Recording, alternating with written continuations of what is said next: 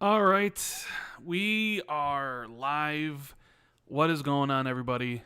This is Randolph Thor 19, the man with the million, and this is the Jezcast, otherwise known as the Xbox 2 podcast.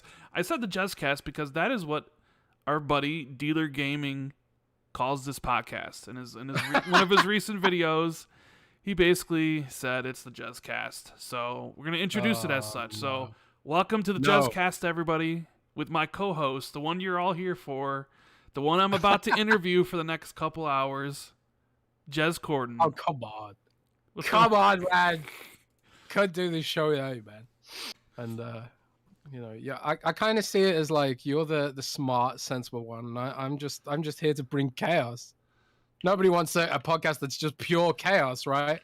Or maybe they do. I don't know. But this week has been chaos, hasn't it, Rand? Yeah, I would say it's definitely been a week. Started out strong with nobody being able to play their games, and then ended with Xbox delaying all their games to next year. So it's definitely been a week for the record books, right? Yeah. I completely forgot that we had all that drama with like the console not even working at the start of the week. That's how long the week feels it's been. Oh my god, what a mess. But hey, we got through it. It's Friday. I had some whiskey, I've drank it, but I've got none left. Yeah, so. You got none left. You drank it all last week on last week's show. Yeah.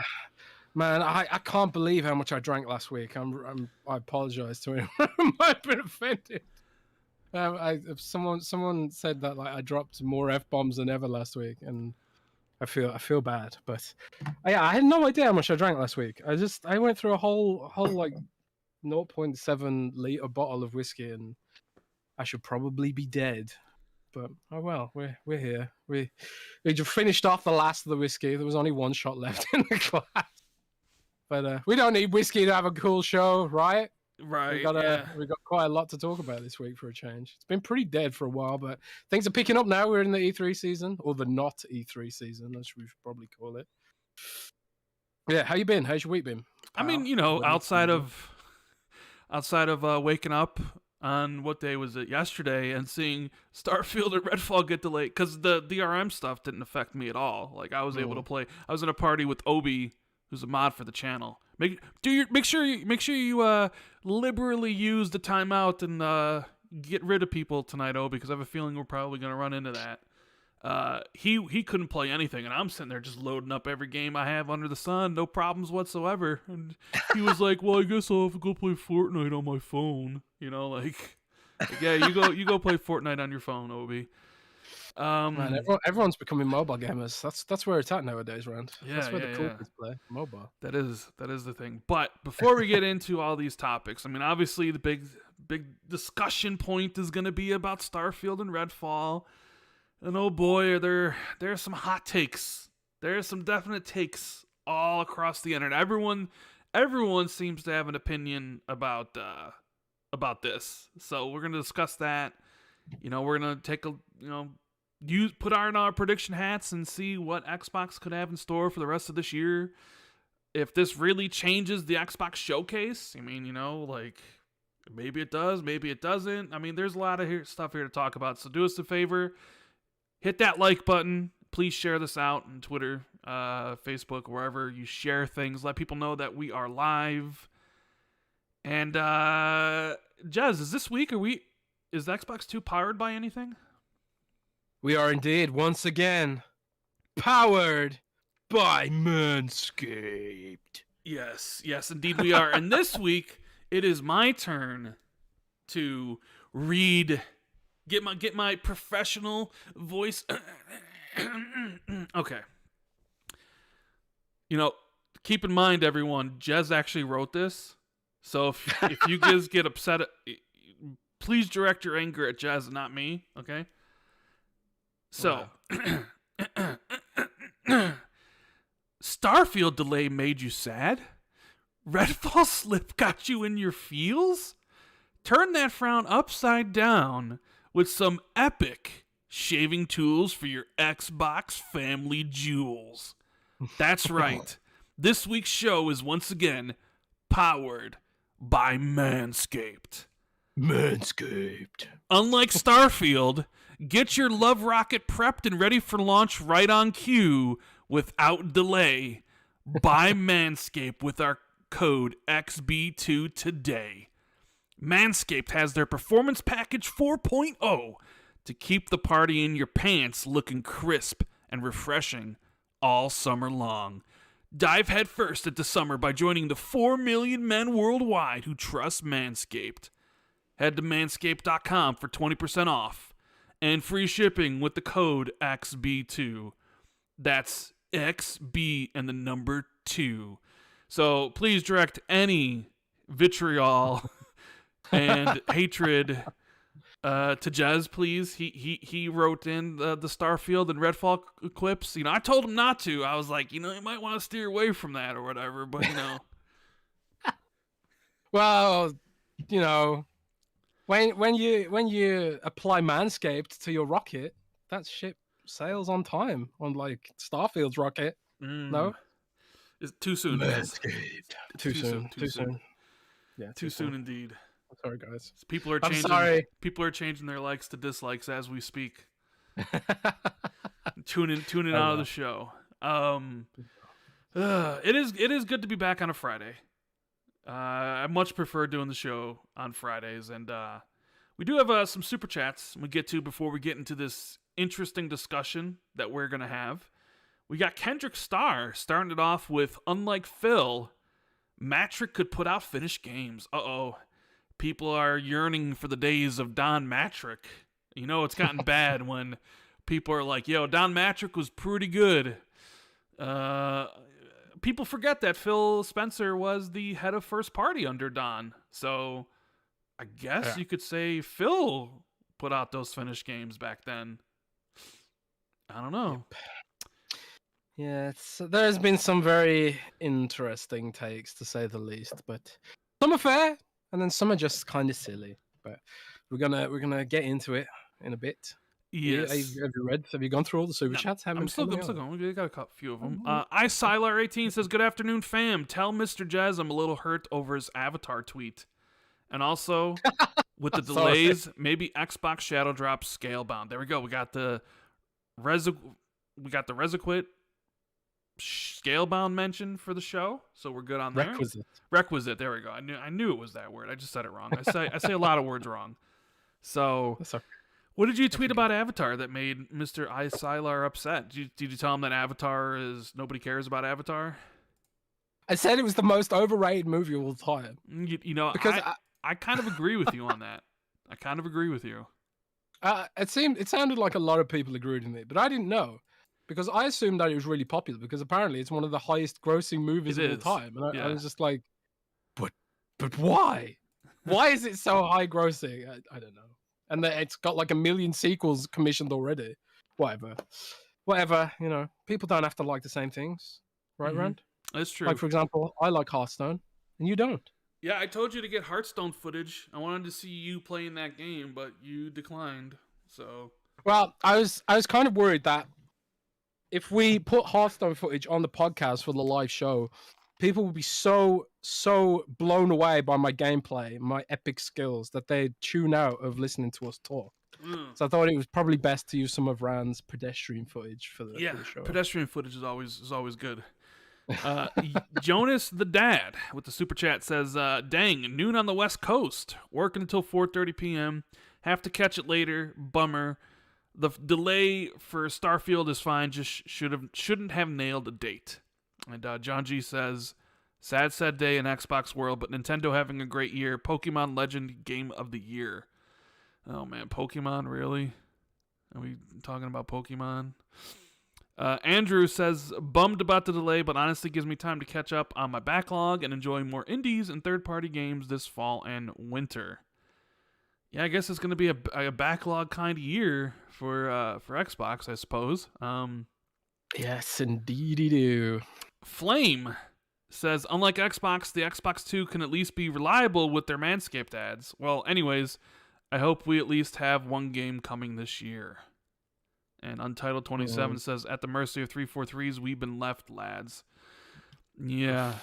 The funny thing is, you know, this week you have the DRM stuff, you have the delay, but you also have spoilers for anybody who hasn't seen the Halo TV show.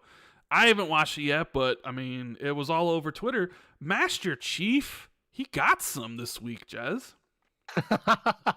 Yes, Master Cheeks put his cheeks into action, and I'm not into the Halo TV show. I haven't watched it, and I'm not into Halo, as everyone knows here. But I'm just loving the discourse.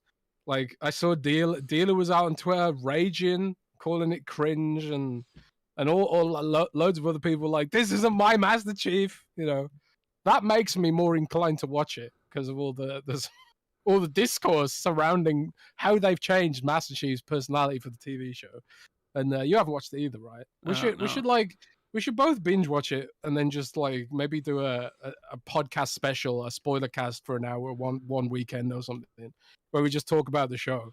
I think that'd be interesting. But yeah, oh man, it's been a week in the Xbox streets. This is now the Xbox therapy podcast, where we sit around and sing Kumbaya and pray to the holy gods of the Delayosphere.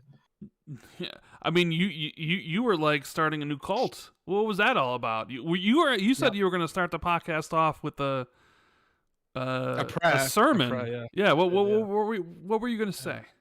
I don't know, Rand. I just sort of like it all got to me, man. It all got to me, and I had to look to the stars and look for something greater than myself to believe in, you know, because Xbox is not giving us a lot to believe in at the moment.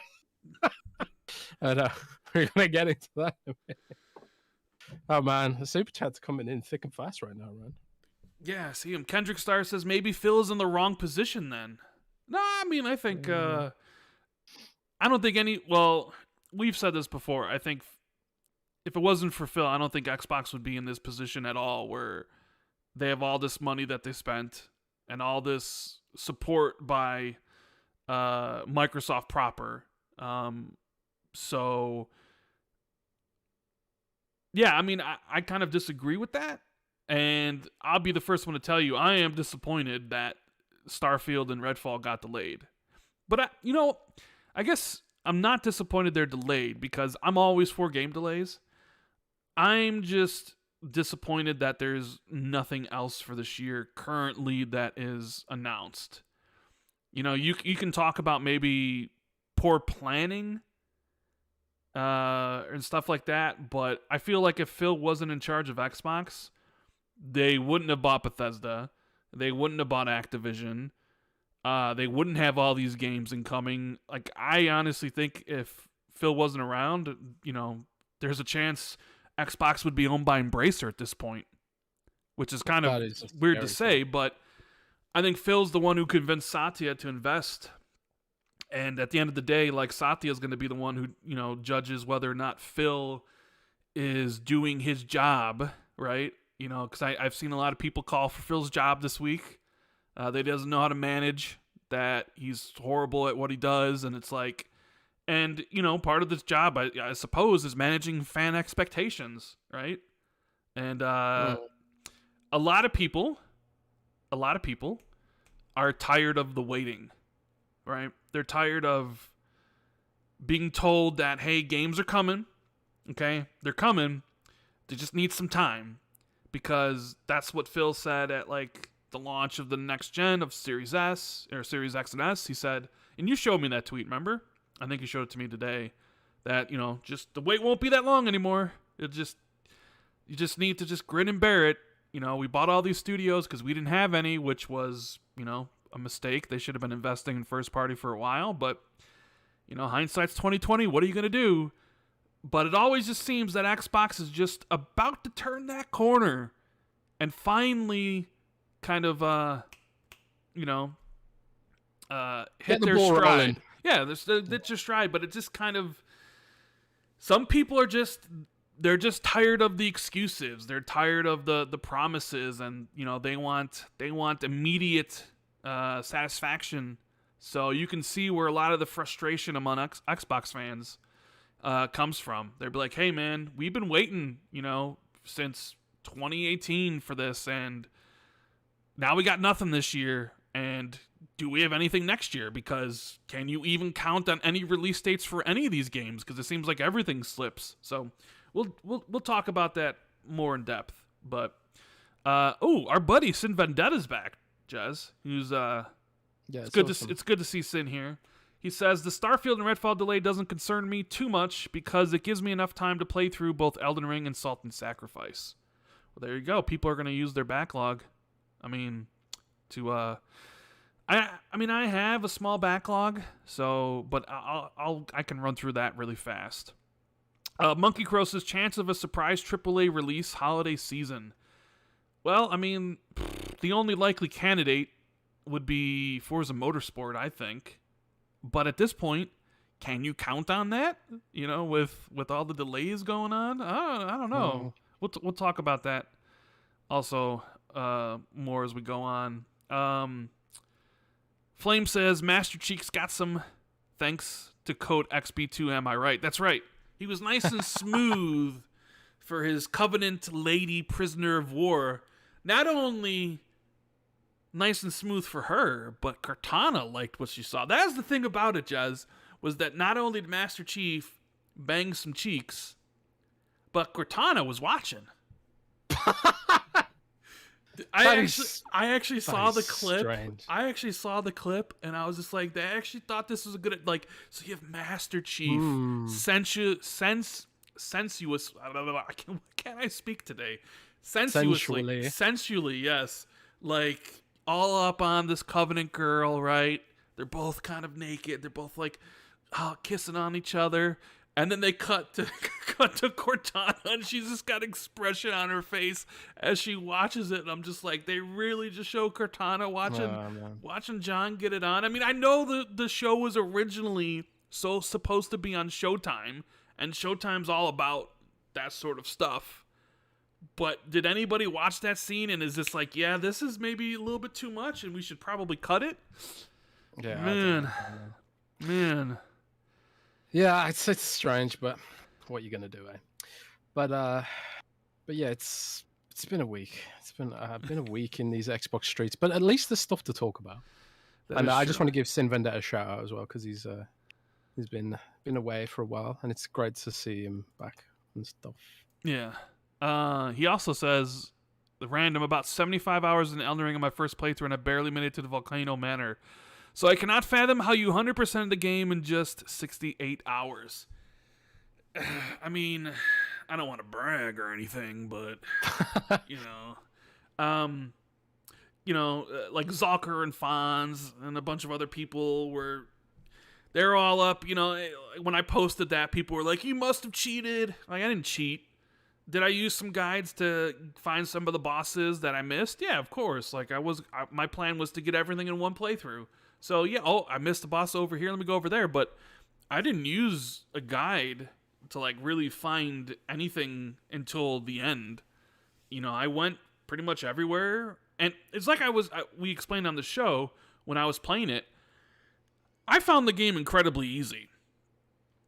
I think for most bosses, I only had to fight them once, and most boss fights were over within 15 seconds. So like anytime I would go into a dungeon or any area, like I'd clean that out without dying. Like, it was just basically I go somewhere, clean it out, beat the boss, and move on. And that my was name's it. Rand, and I'm so pro at games. But it wasn't that. It was. I think the build I was using with 2 heavy swords and then 2 colossal swords was just. Oh, the power stance build thing. Just like too much. And then once I got the mimic tier and I could summon my other self, it was just a joke. Because then all the enemies were just, and that was before they nerfed the mimic tier. So yeah, like it was just really, really, really easy. I am not bragging. I am not God's gift to gamer. Even though I got a million gamer score, I would never say I'm better than anybody else. I just play a lot of games, and I'm fairly competent at playing said games. So I am not some From Software savant. You know, I can't beat the game with blindfolded without dying like some of these people can, or beat the game on a DDR dance pad or something. you know, or go into the Millennia fight and beat her without basically getting hit. That's not me. It's just, I think I just picked the build that was actually good for the game, and it was just easy because of it. Not because I'm good, but because I found Power the next stance point. is OP. Yeah. So well, that's the cool thing about FromSoft games. You can break them. Like I think it was Dark Souls 2 which had the power stance build first, and everyone was like, when I came to play Dark Souls 2, literally everyone was telling me use a power stance build, use a power stance build. You know, dual wield 2 great swords or whatever. You know, so it just seems like that build is just really good. And you know, I was using a magic build, and I was finding pretty much the same, that things were quite easy. I mean, yeah, if I screwed up, I get one-shotted. But if like before they nerfed Barricade, I could like use like the shield enchant and then pop Barricade as well, and then I could just block pretty much any boss. Like even though like their major attacks usually, if I caught it at the right time. mm-hmm. But that's the cool thing about those games. You can break them, and they're designed to be broken. You know, like Dark Souls 1 is the same way. When you get some of the shields in endgame in Dark Souls, you pretty much can't die. So I don't know. Yeah. But anyway, I digress. Sin also says, anyways, hope you guys have a great weekend. We will, and I hope you're doing a lot better, buddy. Neo Butters says Xbox needs to change their management when it comes to content management. Too many fumbles. They've spent too much money to be where they are now. I did see Paul Tassi say that he feels we're back in the Xbox One generation. He wrote an article, and it is a pretty scathing, like, hey, I feel we're back to like the Dark Ages. Do you think that's fair? I mean, it's tough to make any excuses for a year when you have nothing. You know, like even in the worst years of the Xbox One gen, you still had 2017 still had Halo Wars 2 and what was the other game? Super Lucky's Tale. 2019 had Crackdown 3 and Gears 5. I mean, I know, you know, 2 of those games are not the greatest, but I think the problem isn't the delays. The problem's like the fact that there's nothing else currently announced. So people, you know, they think there's going to be nothing to play. So I think there's a big difference between this gen and last gen. Like, Xbox had nothing essentially in the pipeline and nobody to make it. Or Xbox now has all these projects and all these studios, but it just seems like the question is, when are they coming? Not this year, next year, the year after, 2025, 2026? Was Paris right? Well, was it last week? When Paris was here and we were talking about their bet, no, that was on Colt Eastwood's show, because I did Colt's show on Monday, and Paris was there, and him and Danny had talked about their predictions for the Bethesda showcase on GamerTag Radio, and Paris was like, I think Fable's 2026 and Avowed is 2024, and you should have seen Colt's face when I said that. He like almost spit out his drink, you know. But at this point, I said, nah, man, Avowed's got to be 2023 and Fable's got to be 2024. But at this point, who knows? Maybe Paris is right. Maybe those games are that far away. I don't know. Emmanuel, thank you so much for that super chat. Jacqueline says, Rand was right. This delay shows that Xbox should buy more. Suck it, Jez. Just kidding. But seriously, Sonic Frontiers Day 1 Game Pass. So, you know. Our buddy Sam Tolbert in the chat says, so everyone will be losing their minds the next time a different game is delayed, right? Just so we're on the same page. Love you, Rand and Jess. Hope you're all doing well. Oh, I wonder what game he's talking about. I mean, there's not that many games announced for the rest of the year. I mean, what is really announced for the rest of the year? I mean, you have Hogwarts Legacy, Modern Warfare 2, a Gotham Knights game, Saints Row.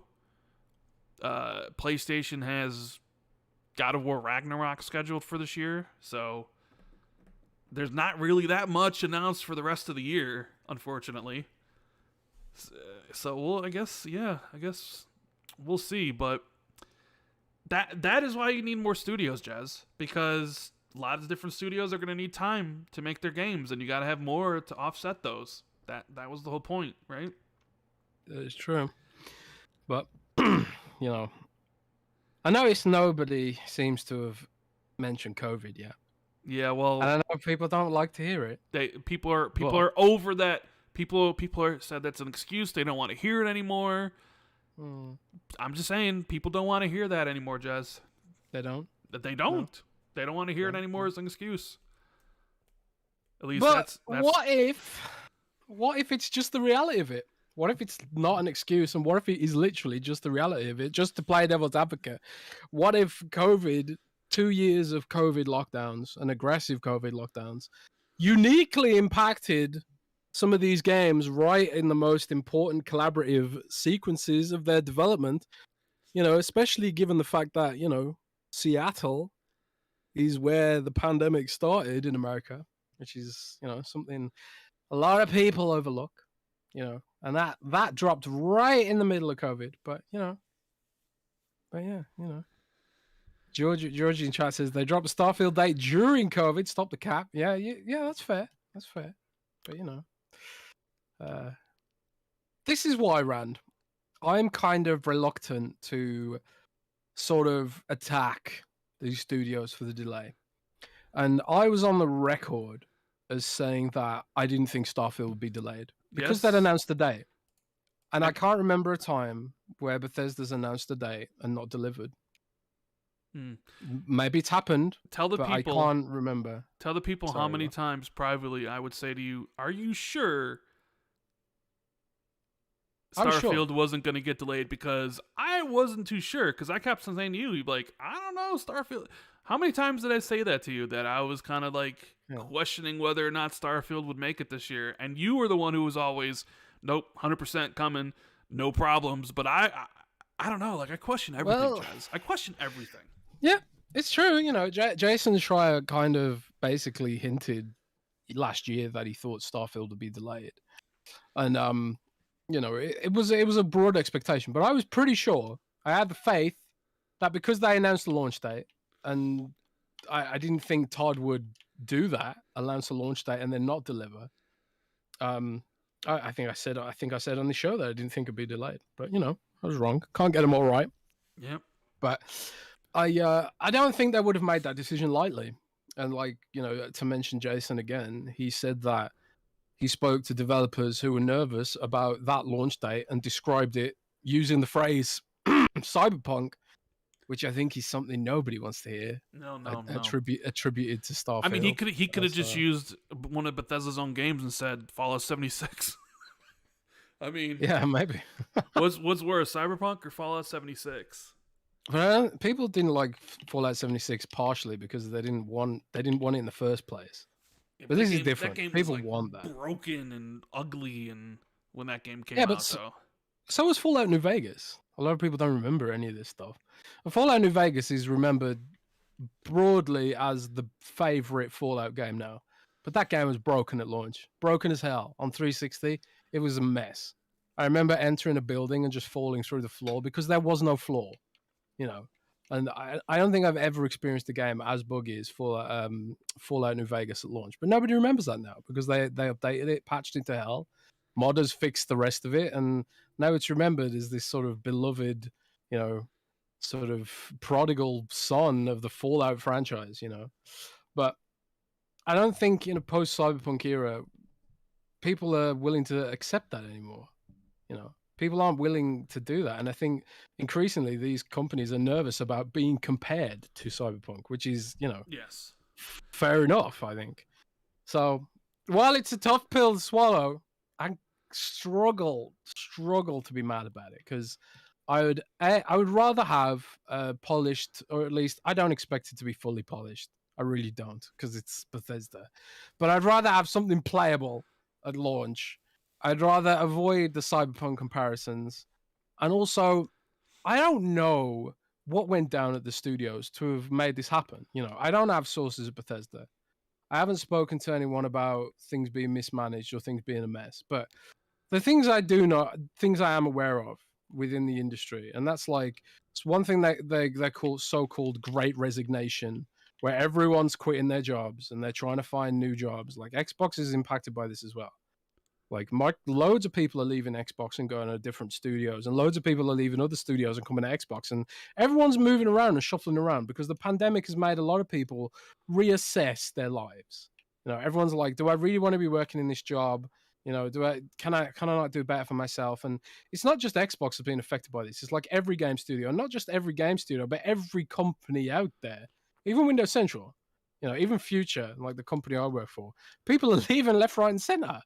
You know, trying to find like different jobs and trying to like everyone's reassessing their lives. So, you know, while I am probably sounding like I'm damage controlling right now, and I'm putting that out there, so anyone who uses that narrative against me, I'm the one who put it out there. So you're using my own admission against me. So GG.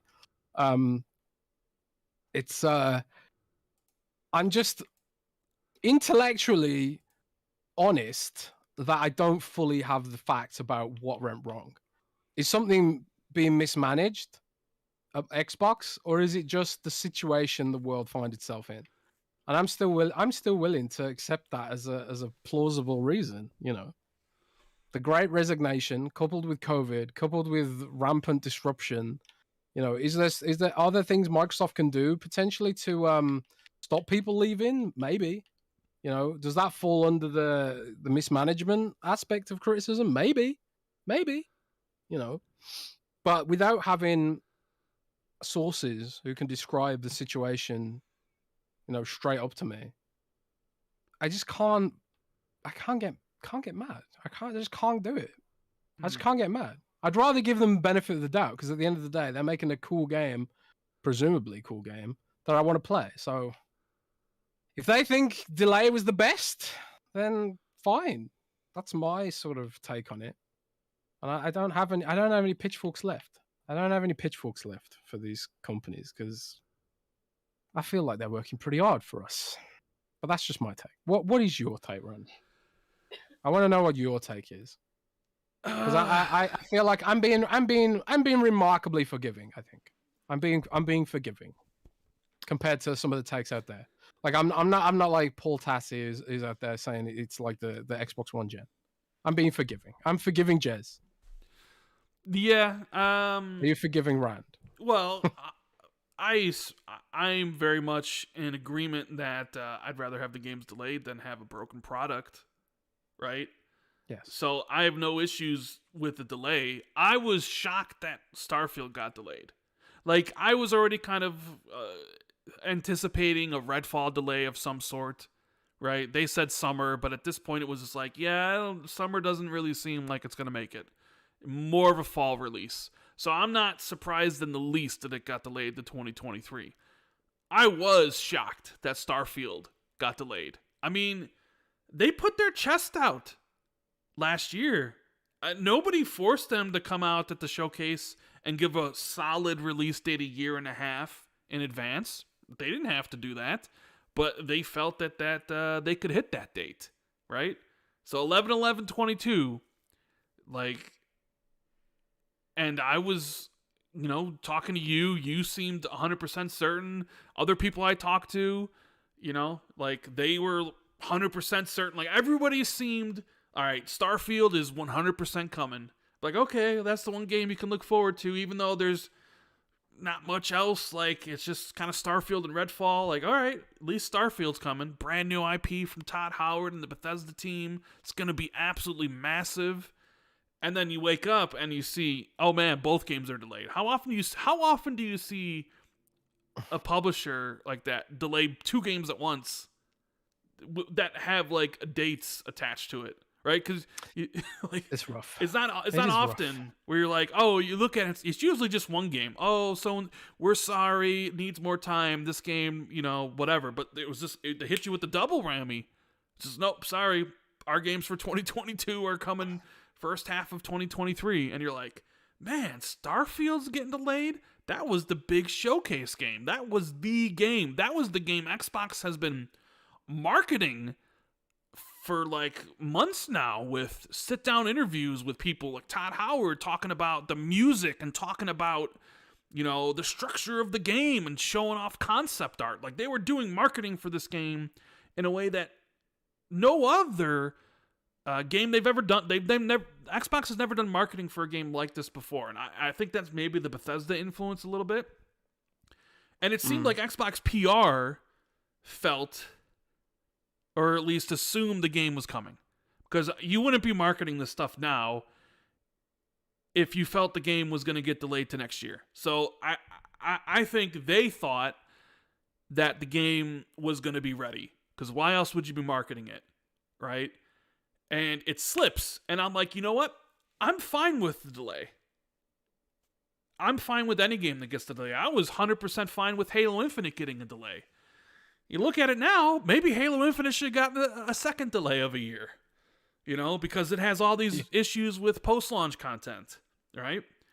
But people were very much okay with the first delay, and then put their flag in the sand in the second, saying, nope, this far, no further.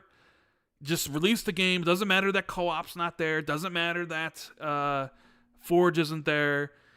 Doesn't matter that we don't really know what the post-launch.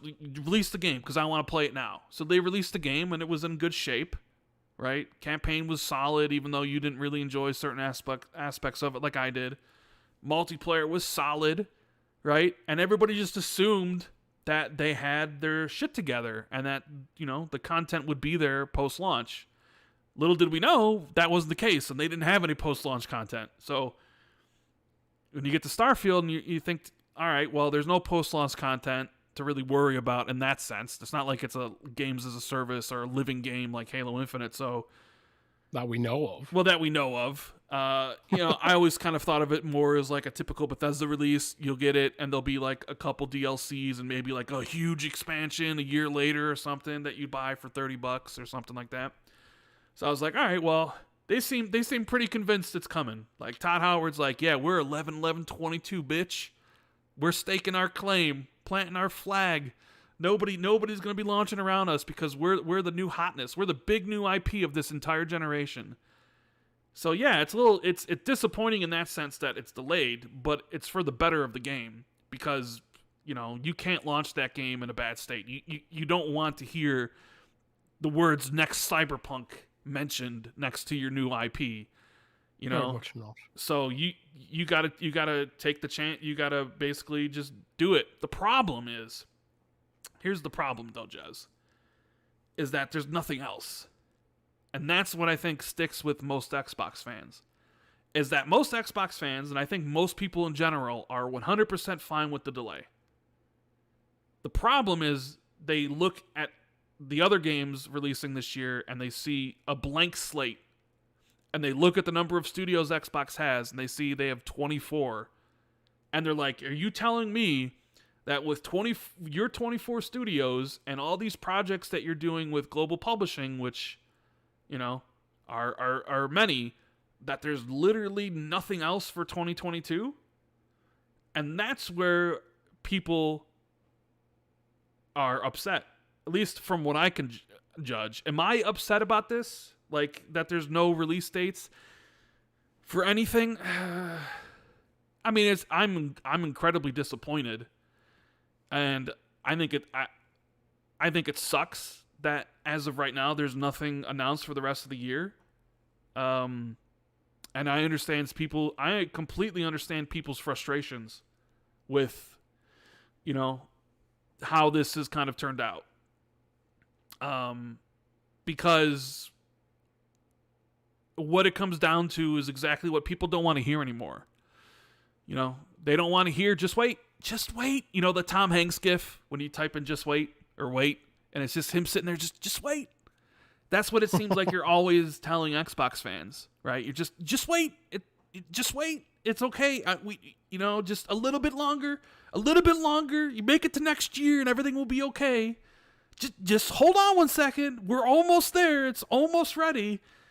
People get tired of hearing that. And people have been, with it for a while. They're like, okay, well, you bought all these studios. We see the investment. We know the games are coming. You showed us it's 2020, even though they were CGI, even though they had no release dates. Cool. I know what's coming. Great. But there's what I would call the straw that breaks the camel's back, right? Where it's just a little bit too much for some people. And like this delay coupled with the fact that nothing else has been announced for this year. And let's be honest, I think also console wars have to do a lot with this because they look over and they see the grass is greener potentially on the other side with Nintendo having an incredible year with first party, even though they really didn't last year. But they see Nintendo's got a whole bunch of games. They see PlayStation's already released a couple games this year and potentially have a couple more for the end of this year. So there's a little bit of, a little bit of jealousy, a little bit of like, man, the PlayStation guys are really going to hammer us and make fun of us, and I don't like that. So there's also a little bit of that I think people kind of internalize. And yeah, for a lot of people, I think this was it. It was just like, you've been telling me to wait. I've been waiting. I've been a good soldier. I know the games are coming, but to me, this is unacceptable because of all the studios you have. Like, you're telling me you couldn't get a single game out? That's what a lot of people are, I think, feeling at this point. But I need to get some of these super chats, Jez. We got Monkey Crow saying Master Cheeks levels up to Master Beef. We got Supernova saying, what's up, everyone? Is it Avowed replaced with Starfield release date? Who will be 11/11/22? Hellblade 2, Avowed, Indiana Jones. We'll talk about what Xbox can do for the rest of this year and if the showcase is going to change at all. Want to give a shout out to the mods like Pong Soul and Lethal Papa and Obi-Wan in the chat and all the great channel members that support this show and everybody who supports it with your time by either watching, lurking, or hitting that like button, sharing it out. Whatever you do, you don't have to super chat or you don't have to financially support it. It's greatly appreciated if you do, but all we care about is people are here and enjoying the show. And if you don't want to say anything, then just enjoy it while you're doing something else. That's 100% awesome. Joe90 Superstar says, I believe that if Xbox didn't buy Bethesda, these games would have either been delayed anyways or released broken. Phil done the right thing. Yeah.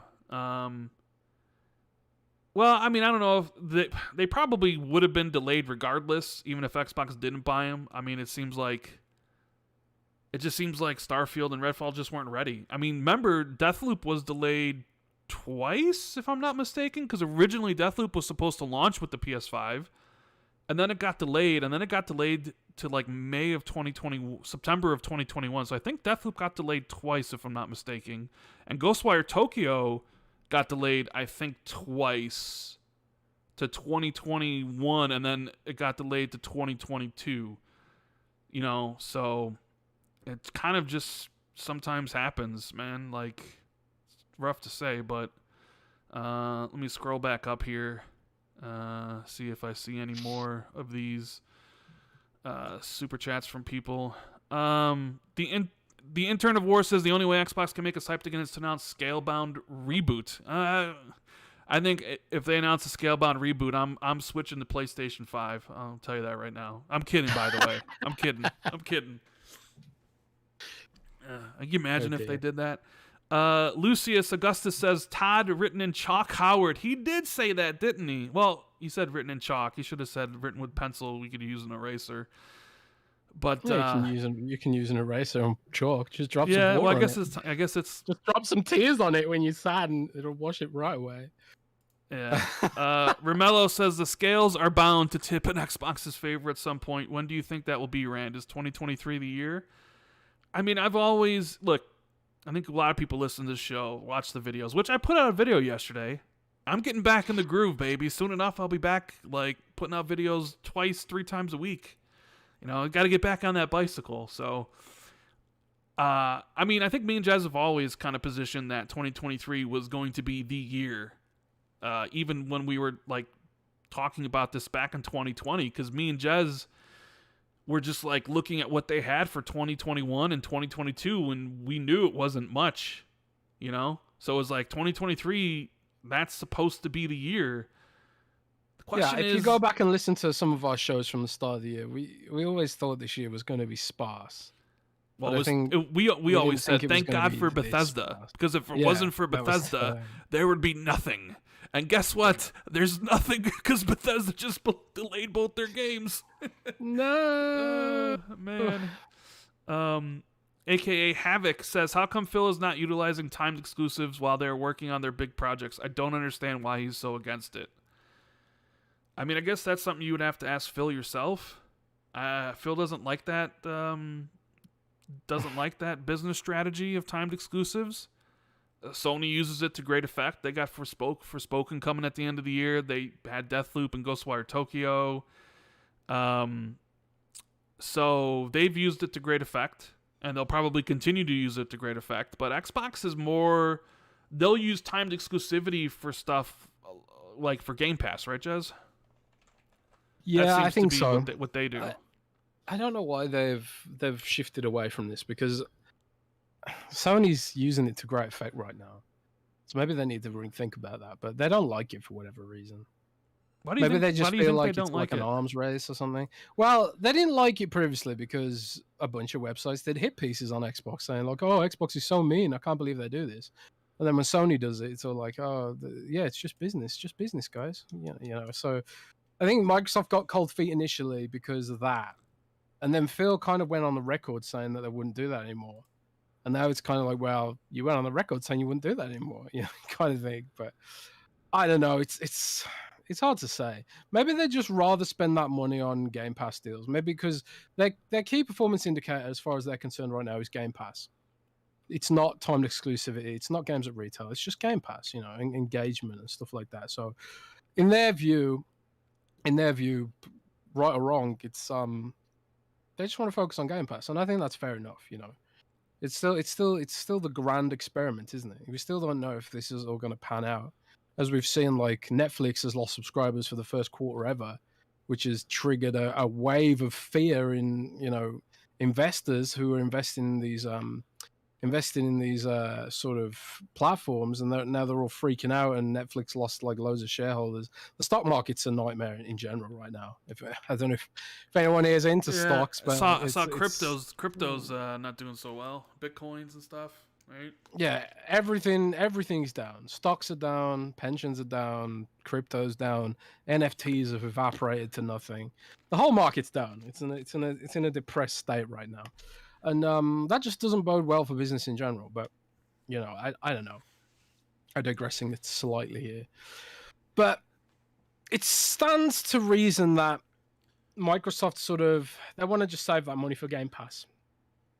But, you know, what they haven't really put much in Game Pass recently either. So we're kind of in a weird sort of situation right now. Been a lot of great indies hitting Game Pass, but we haven't really had like the MLB Outriders 1-2 punch like we had last year, right? I feel like so long ago now. But they haven't even been putting many games into Game Pass, like on the sort of headline grabbing side. There's been a lot of good games hitting Game Pass, but not sort of super great headline-y kind of games. I don't know. Yeah, not like the big AAAs, right? So yeah. Chris R says in the super chat, do other Xbox studios have the same 18-month contract problem that 343 has? I wonder if that is why we haven't heard about the games announced in 2018. Isn't that like a U.S. hiring issue? So wouldn't that only affect U.S. studios? I'm not 100% sure on this, so I don't know if that's the case. It's not a U.S. thing, because or is that just a Microsoft policy? I have no idea. It can't be a US thing, because that would affect us, because we have a lot of freelancers. Like, you know, Samuel Tolbert is a freelancer with us, and we don't have to fire him every 18 months to bring him back. I have literally no idea about that, and I've tried to ask people actually and get clarification, but I've never really managed to get it. I don't know if it's like all hush hush and maybe it is a Microsoft policy or something. I don't know. I need to find a source who can actually tell me once and for all what the hell the deal is there. But well, this is the thing, you see. Like, people are blaming Xbox and Phil for this Starfield thing, but the studios aren't even really integrated yet. This is like totally a Todd Howard decision, in my view.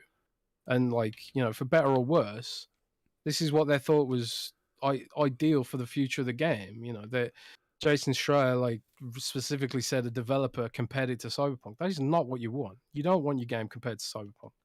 Not in this like climate right now, where games like live or die based on the goodwill they get at launch, you know, and people talking about it and playing it online, and like You know, if it goes viral for the wrong reasons, and you end up in a Cyberpunk situation, even though Cyberpunk sold like 14 million copies, which isn't exactly bad, but it's, you know, if it was, imagine what Cyberpunk would have done if it had launched in a more polished state, especially given how much they spent on marketing that thing.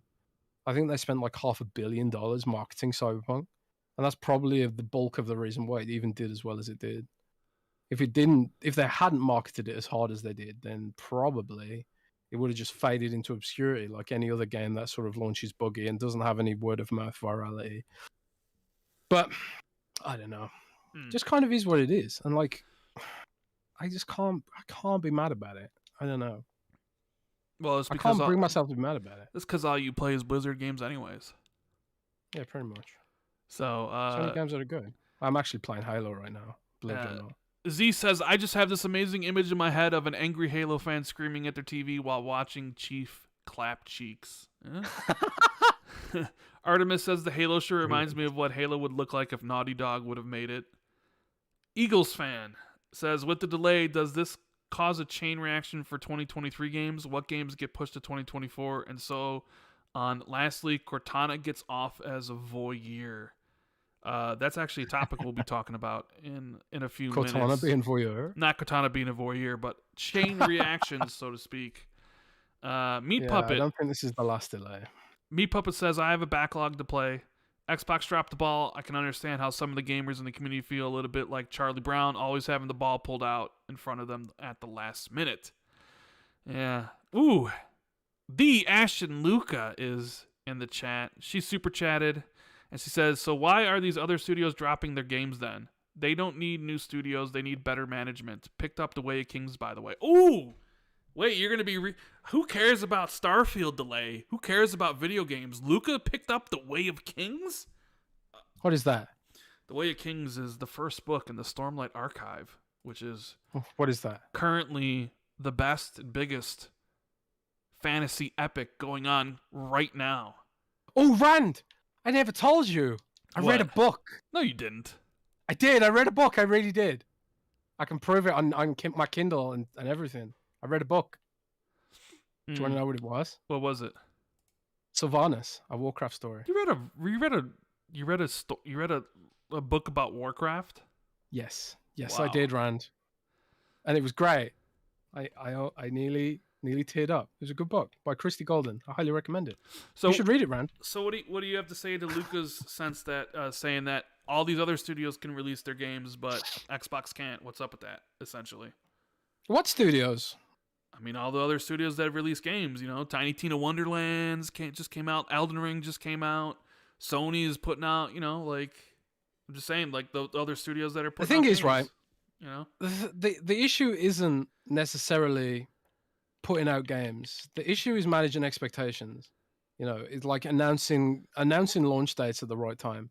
And I think it's unfair to compare Tiny Tina's Wonderlands and Elden Ring and stuff to games that don't have such a impetus to announce launch dates, because Xbox is a platform holder, you know. So I think like they have a different sort of, and this goes for Sony as well and Nintendo. They have a different sort of mentality when it comes to announcing games, launch dates, and also content cycles, because they need to market their consoles and their platforms, right? So whereas like if you are just a game and a publisher, you don't have a subscription service to shill and you don't have a console to sell, you can sort of be a little bit more sure about launch dates, right? I think. Whereas like Xbox, they're kind of like, let's be as optimistic as possible on this. So I think the argument is less about, for me personally, I'm not saying Luke is wrong. Well, I kind of am.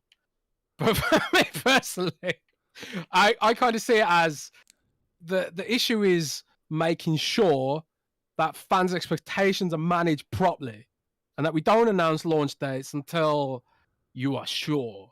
You know, just because like you want to be, because the narrative would have been last year, what the hell does Xbox have for 2022? You know, and that's what we'd be discussing now is like, what the hell are they going to announce for 2022? You know, are we going to get a launch date for Starfield? And then they probably would have announced 2023 launch date for Starfield at E3. You know, in that scenario.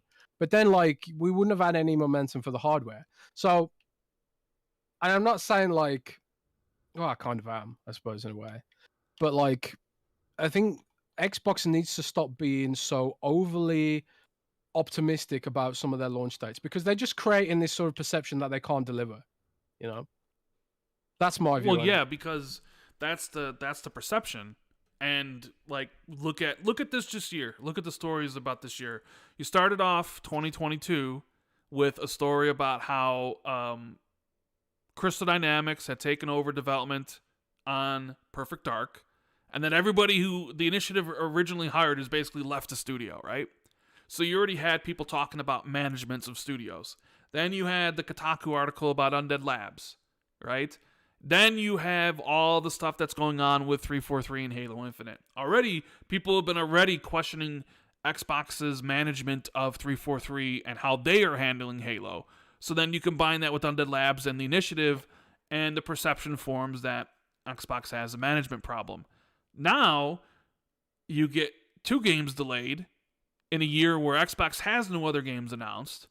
So now the perception becomes even greater that these individual stories are somehow combined into an overarching theme that Phil doesn't know what he's doing, and that Matt Booty isn't good for his job, and that Xbox is they just don't know how to manage projects and release games. I'm just saying, like, that is exactly what people are thinking, because they combine all these different things, and you just look at it and you're like, well, there's an overarching problem, even if each individual story itself may not be, like exactly what you think.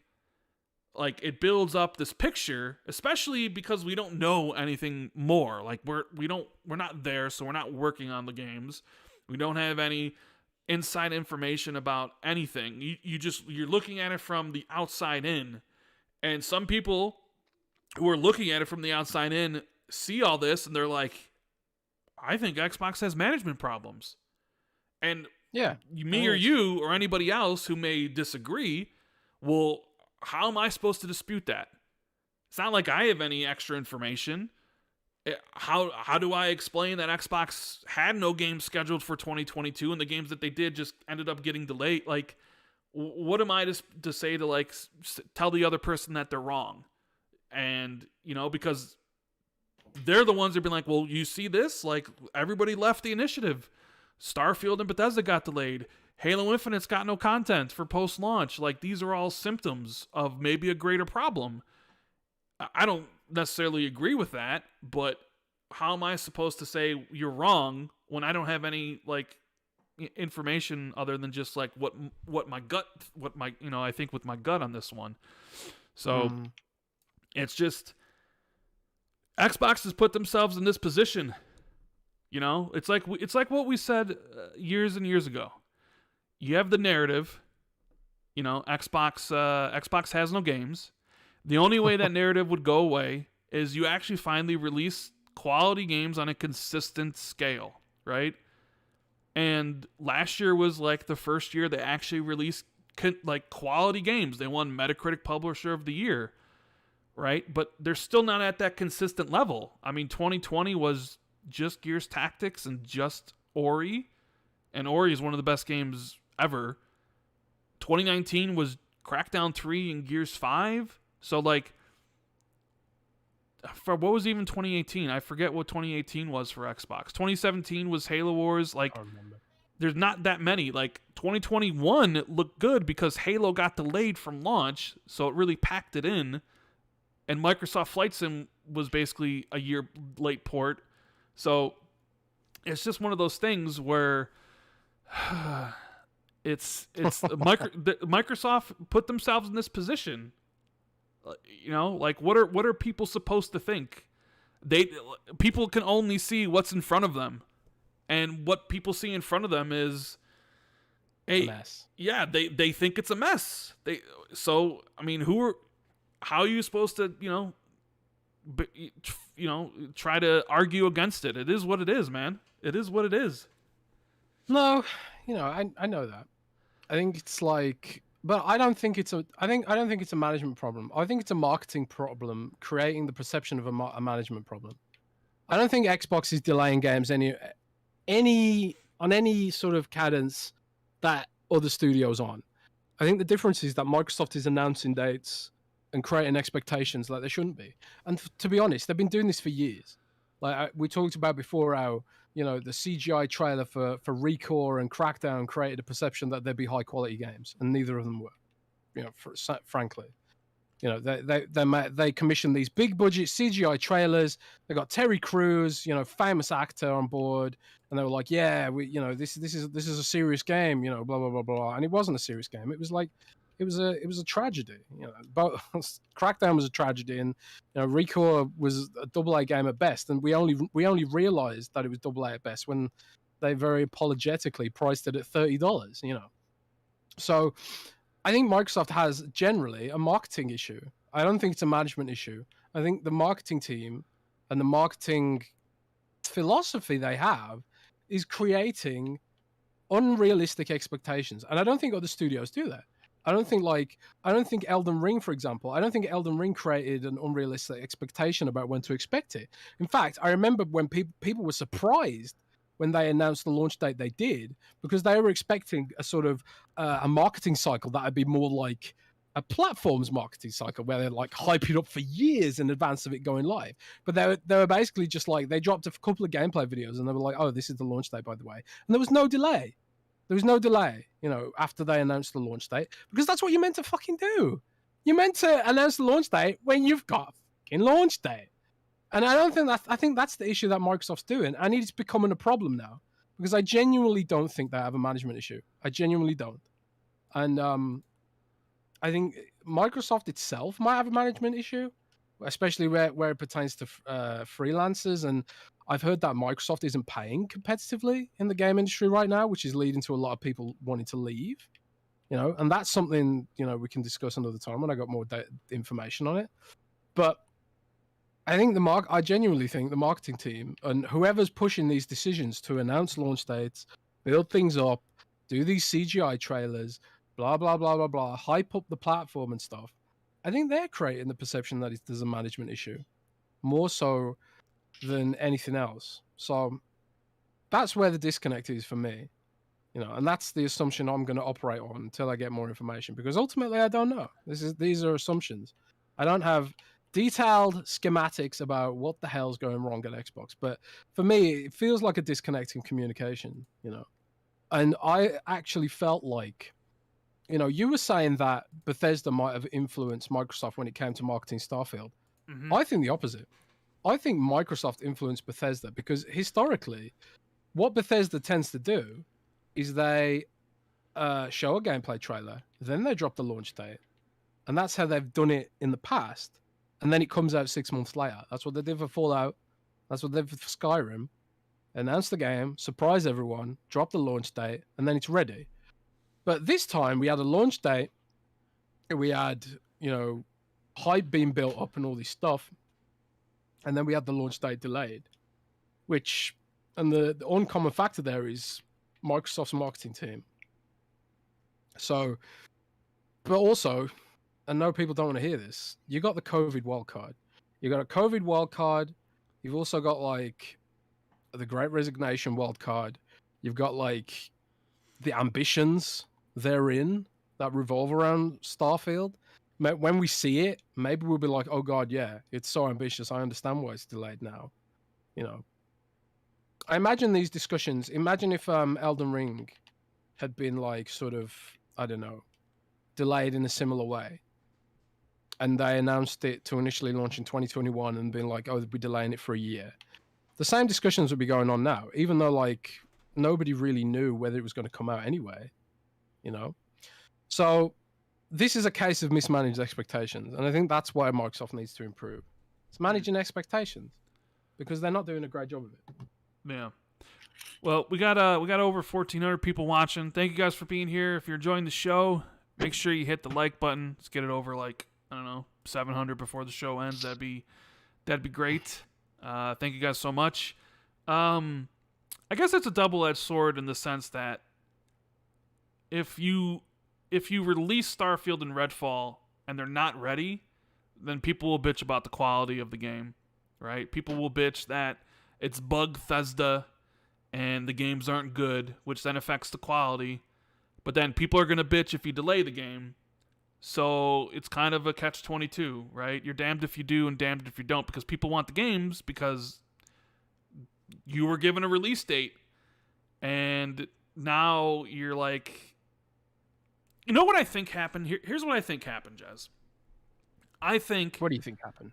I think with Phil being at Bethesda this week, right? We saw the pictures, Aaron Greenberg and Phil taking photos. I think they literally delayed the game this week. I think Phil went there and they showed him all the stuff, and Todd went to Phil and was like, Starfield needs to be delayed. I think it was a decision that wasn't made a month ago. I think it was a decision that was literally made like 3 or 4 days ago. And it was just, okay, yeah. Because I think Bethesda is in charge of whatever they do, right? Like, I don't think Phil really manages Bethesda.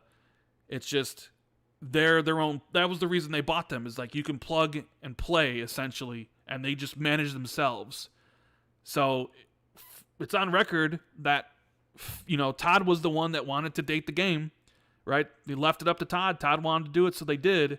And I think it was just one of those things where when Phil showed up, they were like, all right, here's our plans for the showcase. And Todd's just like, by the way, we need to delay these games. I really honestly think that's exactly what happened. Because you look at like the messaging and the marketing, like Aaron Greenberg a couple weeks ago was talking about 11/11 and Starfield, and so was Josh Stein. You look at a lot of the Xbox accounts talking about the game.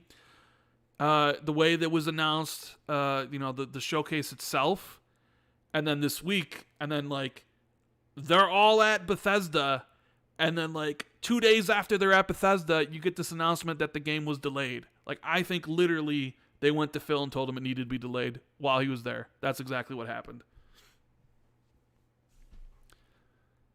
What do you think? Yeah, I think that makes sense. I mean, it probably was like, look, we can get it out in this state for this day, but maybe if like we had a bit of extra time, we could add this and this to it and make it truly great, you know. But again, it's all speculation. Oh, you think I'm speculating? Well, you don't have evidence, do you? No, I mean, I have no evidence. That's just, but I think something smells, and I think that's exactly what happened. Let's see, we got some more super chats.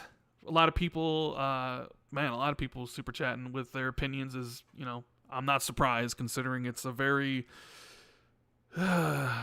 interesting subject that a lot of people have varying different takes on. Death Joker says Project Mara, Atomic Heart, and Scorn are still 2022. Scorn said they're still on track for October. Project Mara never had a release date, so I would say no. And Atomic Heart, I mean, they haven't really given a release date either, so who knows. DB Cooker says Oblivion was delayed, Jez. So, yeah. Oh, okay. Oblivion was delayed. Yeah. AKA Havoc says Stalker 2 is showing a release date on the Xbox Store for the 8th of December. That was what it was originally delayed to, but I'm pretty sure that game's been indefinitely delayed because of what's going on in Ukraine and Russia, because they're over in Ukraine making that game. Stalker's in a strange place. Obviously, there's like far more important things than developing a game and getting that out in a timely fashion. I heard that half of the dev team has literally joined the army to defend their country. So, you know, that's the situation with that. They have moved some of the development over to Czechia, I believe. But, you know, I don't think we'll see that game launch this year. If we do see it launch this year, it'll be incredible. Isylar says they felt very confident with Starfield the way did Halo before it was delayed. I am quite concerned due to Bethesda's buggy record. The game is probably a mess. It should be fall 2023, not early 2023. Well, that's the other thing. Do we believe that it actually is going to be the first half of 2023? Because there's another thing I'm taking is just that I don't believe in release dates anymore, Jez. You could tell me the game's 2023, 2022, whatever. I don't believe it. Not until like the game's actually in my hands. So like Bethesda's saying that it's the first half of next year. Are we sure? Are we sure that Starfield's not going to be a year delay like Halo was? And at some point next year, they're just like, by the way, Starfield is coming out 11/11/23. You know what I mean? Can you trust any release dates at this point? Yeah, that's the perception Microsoft's creating. Is that we can't trust their marketing anymore, because this just keeps happening. You know, whether it's the CGI trailers that don't line up with reality, whether it's the launch dates that slip, whether it's just the general inconsistency. You know, that's the perception they're creating. So I really do think Microsoft needs to line up their marketing more closely to their development pipelines, because otherwise they're going to be in a situation where, you know, at least until they do get things back in line, that people just won't trust them with this stuff. I think in the short term, I think that's exactly what we're going to see. Fame, what's up, brother? He says Starfield was delayed because you cut your beard off. Yeah, I'm responsible for that. I agree. You know, I have all the power. Like, as soon as I cut my hair and my beard, it was destined that Xbox would have a bad year. You know, it's just. GG, I apologize. GG. Blame me. I'll take on all the blame, guys. Send all the blame, all your hatred, all your disappointment, all your panic, whatever other synonyms you want to use for disappointed. Send them my way. Just tweet me, DM me, send me a message on Xbox Live. I can take it. I'll take it. Fatty says, do you think Starfield or Redfall not only gets shown at the Game Awards? And do you think Starfield leak contributed to the delay? No, I don't think the Starfield leak contributed to the delay. I think they delayed the game because the game wasn't ready. Clearly, I think that's what was the leak? The leak was, I think there was that leak from a character artist named Heavy over on Reset Era, who was verified to work at Bethesda. He said like, and he said it was.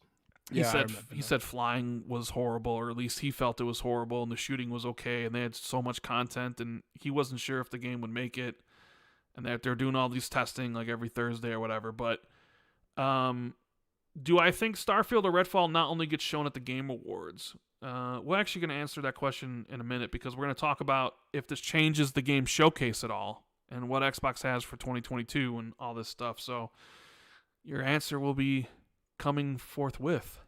RDX Son of Fett says, love Xbox, but I'm tired of being the pony's punchline. Kendrick Star says, Phil's devs are like virgins. They ain't putting out. Damn. Damn. I'm getting harsh in here. Nick Prime says, Starfield delay almost gave me a heart attack. So when I woke up, I had a DM from Everborn Saga that basically just said, well, shit. And I clicked on it, and I thought it was like a made up account, you know, like how you have made up accounts that have something that resembles a check mark, so you actually think it's a real account. I'm like, oh, this isn't real. So I went to the Bethesda's account and I saw it there, and I'm like, son of a bitch. Damn. And my first thought was like, but Jez told me Starfield was a lock. That was my first thought. Yeah, well, I don't have a marketing degree, and I have no experience marketing third-party games or first-party or whatever. But if it was me, I wouldn't announce a launch date until I was damn sure it was going to be ready. Yeah, I don't know. I mean, I think they tried. Am I crazy? I think they tried to get cute with the marketing stunt. You know, like 11/11/22. Like, it looks great, you know, and it's just kind of like, you know, but it just backfired. Fletch says Game Pass is basically Indie Pass. They aren't even pushing it, which is really weird. Surely they can see this as well. No slight on the indies. They're great. Yeah, you know what? Outside of Xbox fans who don't have anything currently new to play this year from first party, of course, there's going to be third party games, and everybody knows that, right? From Modern Warfare 2 and Harry Potter, Gotham Knights, Saints Row, the sports games, and whatever else comes out. There'll be plenty of actual games to play, including the indie ones. I think what really hurts, this delay really hurts, is Game Pass uptick. Because I think, like, they were relying on these. They were relying especially on Starfield to really push Game Pass subs. And now that it's been pushed, to next year, what's really going to push Game Pass this year? They don't. I wouldn't be surprised if Game Pass shrinks this quarter. Oh, this quarter or like just this year?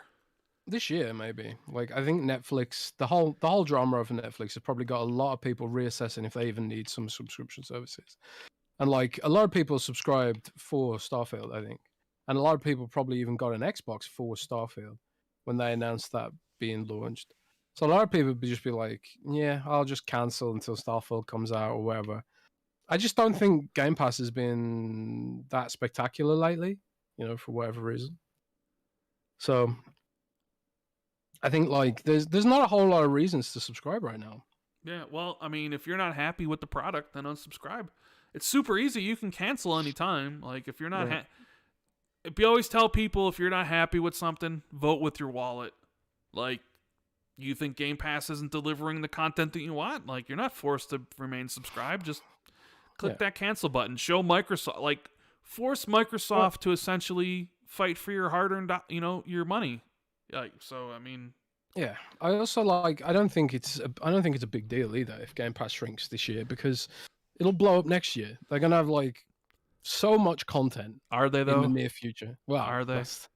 That's the kicker. Like, are they gonna have content? But it doesn't matter. Like the speculation about it. Eventually, they're gonna have content, and like they probably know that when the content starts flowing, that people will, subscribe, and they'll stay subscribed, because that's the name of the game at the end of the day. And whether they can get there in a timely fashion, well and truly remains to be seen. But I think they will. I still believe that. Maybe I'm naive. We got my buddy Zocker87 as well as Fonzarelli in the chat. Hargeet Channy, Jason Max.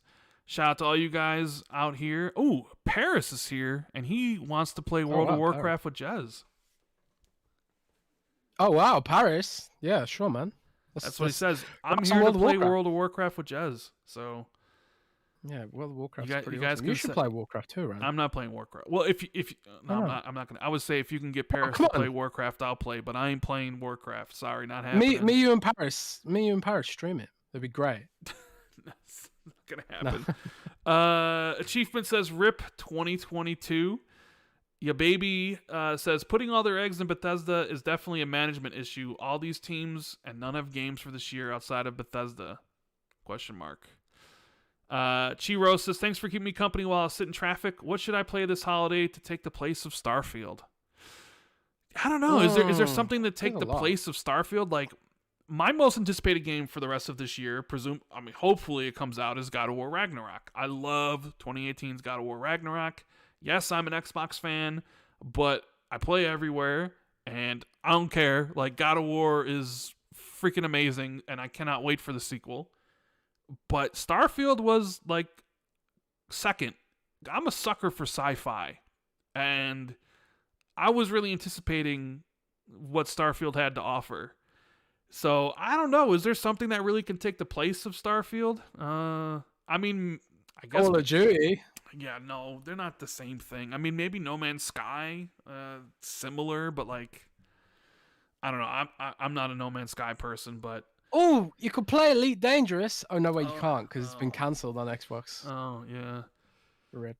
Hargeet Channy said, should be disappointed, but delays are industry wide. Everything's taking longer to come out. Ragnarok was announced with the 2021 launch, not here yet.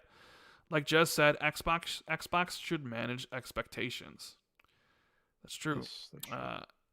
My buddy One Bad Mother says, back in 2018, we thought the lack of investment prior would lead to a major drought.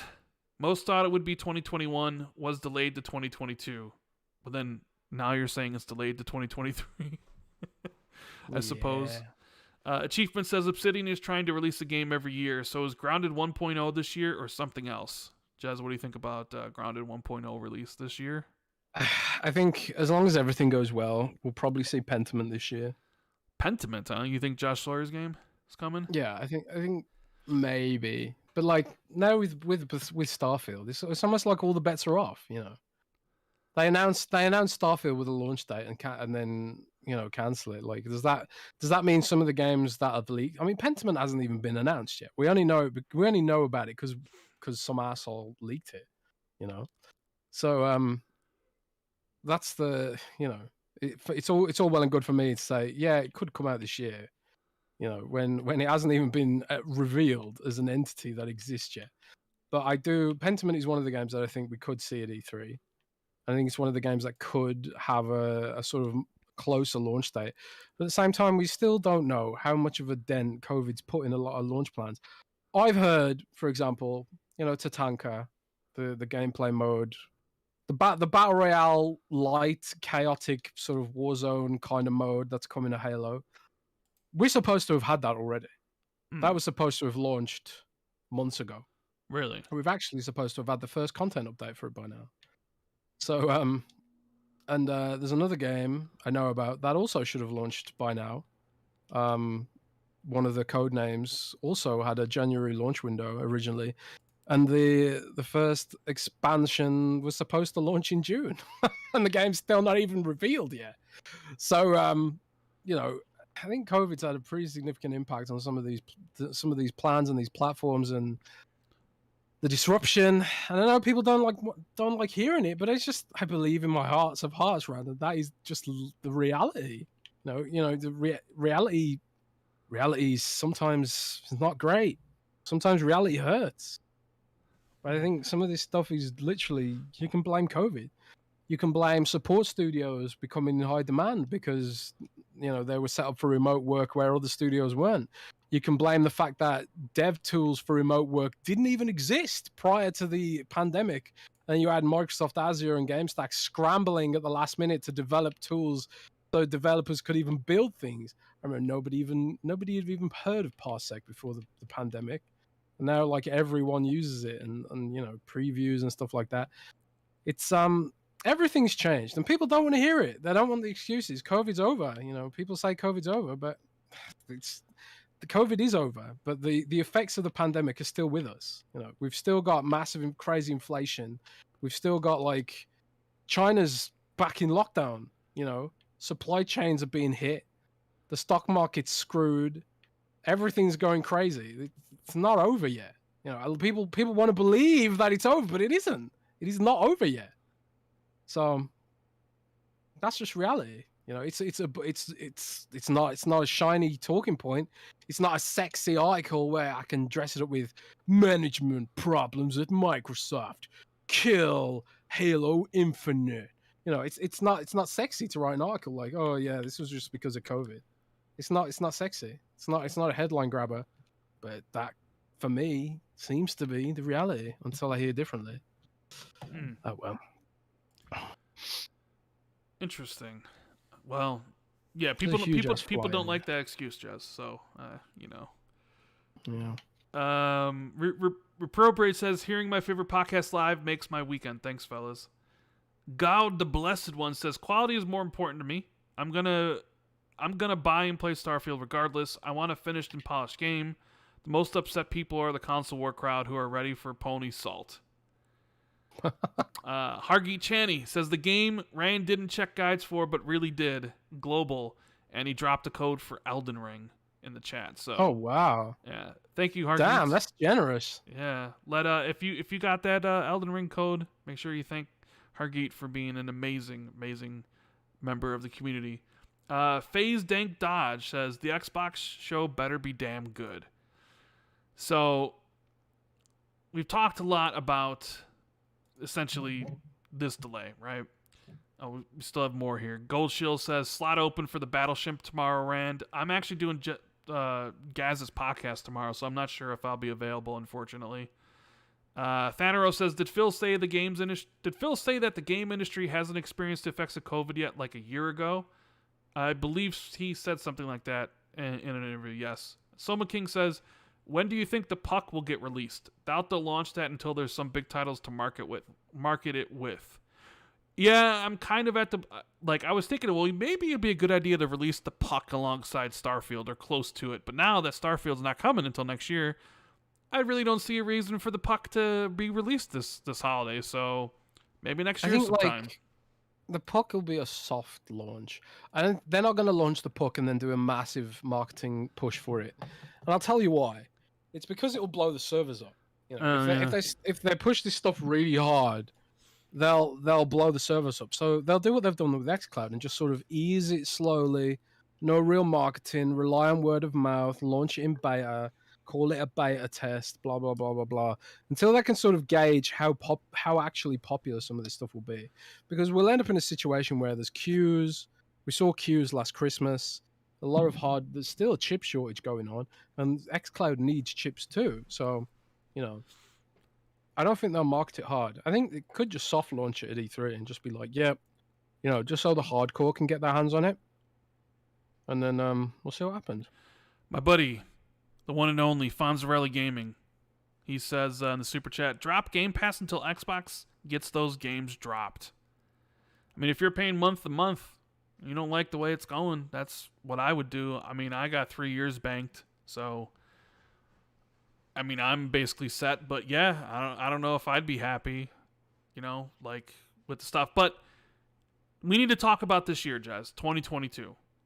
Does Xbox actually have no games releasing from first party the rest of the year? That's the question. So that is the question. Most people assume that Forza Motorsport's releasing this year. This seems like the most highly likeliest candidate for a game from Xbox, AAA in nature. I mean, you could point to Grounded 1.0, but it's early access. It'll probably release in 1.0. I don't know does that really count? Does the early access game going into 1.0 actually count as a new release? I'm not really sure. I personally don't think so. But I think that will come out. You've mentioned there's a possibility Josh Sawyer's game gets revealed at the Game Awards, but that is not a big game in a lot of people's eyes. That is going to be a small indie title, correct? Yeah, I mean they call it an indie darling, the Sawyer's game. Okay, so it should be cool. It should be cool, kind of like what's that game called now? I can't remember what it's called. Disco Elysium. Yeah, it's Disco sort of been Elysium. compared to that. Yeah, it's been compared to that. I'm trying to think what else. I doubt Project Belfry releases this year.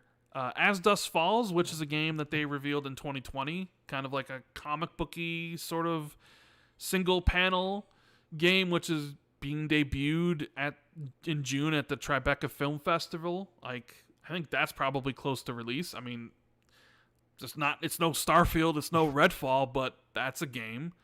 I think Stoic's game Belfry actually could surprise you. You think it might be this year? I think Belfry could be this year. Like, I'm not going to say it definitely will be, but that's one game that I would put on my predictions as an outlier that it could be this year. And I say that because it's meant to be here already. Yeah, but I mean, like, wasn't Contraband supposed to be this year until they delayed it to next year? Yeah, actually, I think Contraband was supposed to be last year. Yeah, wasn't it supposed to be? It was also supposed to be a cross-gen game because it was supposed to launch last year, right? Yeah. There's been a lot of delays the last couple of years internally. Obviously, these are games that it's good they didn't announce launch dates for, because a lot of them did get delayed internally. Contraband got delayed. Project Belfry got delayed.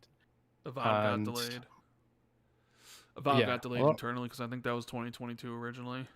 Yeah, a lot of games got delayed, and you can say that you speculate that it's COVID. Maybe they expanded the budgets. I know at least one of these games did get an expanded budget, an expanded scope, which is a good thing, right? Like, if you can take a game from AA to AAA, then you probably should. And also there's Project Midnight, which could be at least announced this year. Well, I was keeping it as just games releasing this year. We'll talk about like the showcase and if there's any changes and what we expect and stuff, but just games that you expect possibly to be announced and released this year. Okay, Pentiment, Belfry, Forza, maybe. Okay. Grounded 1.0, big update for Sea of Thieves, Tatanka. Forza Horizon 5 expansion. Yeah. Okay. And maybe helicopters in Flight Sim. What about and Age of Empires for Xbox. Age of Empires 4 console port? Okay. Yeah. What about? Oh man, we're scraping the bottom. Our buddy Special Nick of Xbox Era, his most anticipated game of the year, 1995's GoldenEye. I mean, he's been on the GoldenEye train. Like, hey, it's gonna be a great year, guys. GoldenEye is coming out. If N64 title on the Xbox, it's the best year for Xbox ever because GoldenEye is gonna be here. I mean, isn't that? I mean, we've seen the achievement list. It seems like it's legit. Is it supposed to come out? Isn't the 25th anniversary like in August or something? Yeah, maybe. I'll push the needle. Well, yeah. No, I mean, yeah, it'll push the needle. Unless maybe it gets delayed because of the Russian-Ukraine stuff. People in chat are saying, what about Ark 2? The Vin Diesel game that was revealed at the Game Awards a couple years ago. That was supposed to be 2022. Is that Ark Survival Evolved? Well, it's like, well, yeah, but Ark 2. Yeah. Is that this year? Ugh, man. I know Ark's popular, but yeah, I don't know why. What about the rumors of the Gears collection with a remake of Gears 2 and Gears 3 and Unreal Engine 5 as a collection that releases at the end of the year? That could happen. So you could have a Forza Motorsport and a Gears game or Gears games. Yeah, but man, those games hold up. Remaking Gears is kind of like remaking Dead Space. Why? Bro, don't you talk smack about Dead Space. That got a release date, damn it. January 27th. Why? I will be the back original in the is fine. Ishimara. No. I will be back day one going through the Ishimara once again. One of my favorite games from the 360 generation. I am so pumped to play that Dead Space remake. But the original's fine. No, I'm not. Nobody's saying the original isn't fine. And dude, I'm gonna go out here on record. What they've shown of the remake looks worse so far. The animations look janky as hell. I think. What else they're gonna do? Are they gonna remove the violence? Are they gonna remove the dismemberment? You can't bring me down. You can't bring me down on this. I'm bringing you down, man. No. I think that's a cash grab. I don't think that needed to be remade. I mean, I think you give it a resolution bump and call it a day. That's your prerogative, but I'm flying high. I'm on cloud 9 with Dead Space, bro. I think Motive's the next studio that gets shut down. I mean, it's EA, so I could see it happening. Luke Skywalker says, could Hellblade 2 release early? Probably not. I don't expect Hellblade 2 until next year at the earliest. What else we got here? Achievement says, could Microsoft have made a deal with Embracer to take over Crystal Dynamics until the Activision deal closes? Most likely no. They're busy working on Perfect Dark and Tomb Raider, and I think they even started an incubation team for something else. George says, so a bunch of dumb indies with no AAA this year. Xbox management officially dropped and lost the ball, except Avowed delayed because of Starfield. I mean, we're just going over what we think possibly could be released this year. I guess if you're talking about AAA, it'd be just Forza with maybe Gears remakes if that rumor's true. I don't think there's a big hidden game that Xbox has for this year, unfortunately. So that's why people. This is why people are upset, Jez, because the reality of the situation is Redfall and Starfield Bethesda was going to be the ones doing all the work for Xbox this year. It was Starfield and Redfall, and that was essentially it. What if the coalition just comes in clutch and is like, yeah, Gears 6 is coming in December. Just again. Yeah, I doubt it. And now that those games are gone, people are like, what's left? And we talk about Pentiment and we talk about Grounded 1.0 because we're trying to give people an idea of what potentially could release. And doesn't sound really exciting because most people, all they really care about is the AAA experiences. And I think even a lot of people are probably looking at Forza Motorsport and they're like, who cares about Forza Motorsport? Who cares about simulation racers? You just released Forza Horizon last year. It hasn't even been a year, and you're releasing another Forza game? So it seems like the only games that Xbox tends to release are Halo and Forzas, because there had been 2 Forza games, in a year. And now you're talking about a Gears collection? What is just Halo, Forza, and Gears again? I'm sure that would go over very well. One Bad Mother says Gears of War is the missionary position of Xbox. So, Wow. yeah. Fonz says, what did Fonz say here? Basically said that there's nothing big as this year, Rand. Yeah, for Xbox, I'd agree with you. I think their big game was Starfield and Redfall, and they're no longer there, so, yeah. What if the tanker comes out and it's amazing and saves Xbox and makes is Tatanka coming out this year? Beginning. You said targeting season 3 or 4. Season 4 could be next year. Well, Yeah, we know season who 4 is knows, next man. year at this point. Maybe they're coming clutch, man. Maybe they, you know. I I don't know. It's looking dire. Let's be real. Hey, Fall Guys is getting announced for Xbox on May 16th. So that's something to look forward to, right? Supposedly. Maybe Fall Guys would be Xbox's big game for the fall. Dude, don't No? say that. Why not? Yeah. Fall Guys A game that's Fall already Guys been is out. cool, right? A game that's already been out for a couple years is going to be the big game. Come on. People love that game, right? Marcus Harris Isn't that game huge? says, do you think Game Pass deal with Warner from Software, Atlas, Sega, Square, and Embracer could make a difference in 2022? So that was the other part of this 2022 thing. What can Xbox do to sort of mitigate this, right? With Starfield and Redfall moving to next year, there's a big, gigantic void in their release lineup. And we've talked about Game Pass being the one that's going to suffer, outside of Xbox fans suffering because Starfield and Redfall delayed, even though there'll be better games for it. Once again, I'm 100% for the delay. I would much rather have great games than, games that launch in a bad state.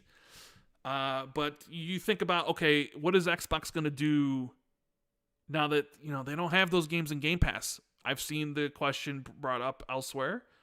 Can Microsoft go to some of these publishers and offer fat stacks of cash to get some of these big AAA games day one in the Game Pass? Is that a realistic thing to you, Jez? Can Microsoft go to Warner Brothers? Can they go to Embracer and being like, here's a bunch of money, give us your game day one, we need it?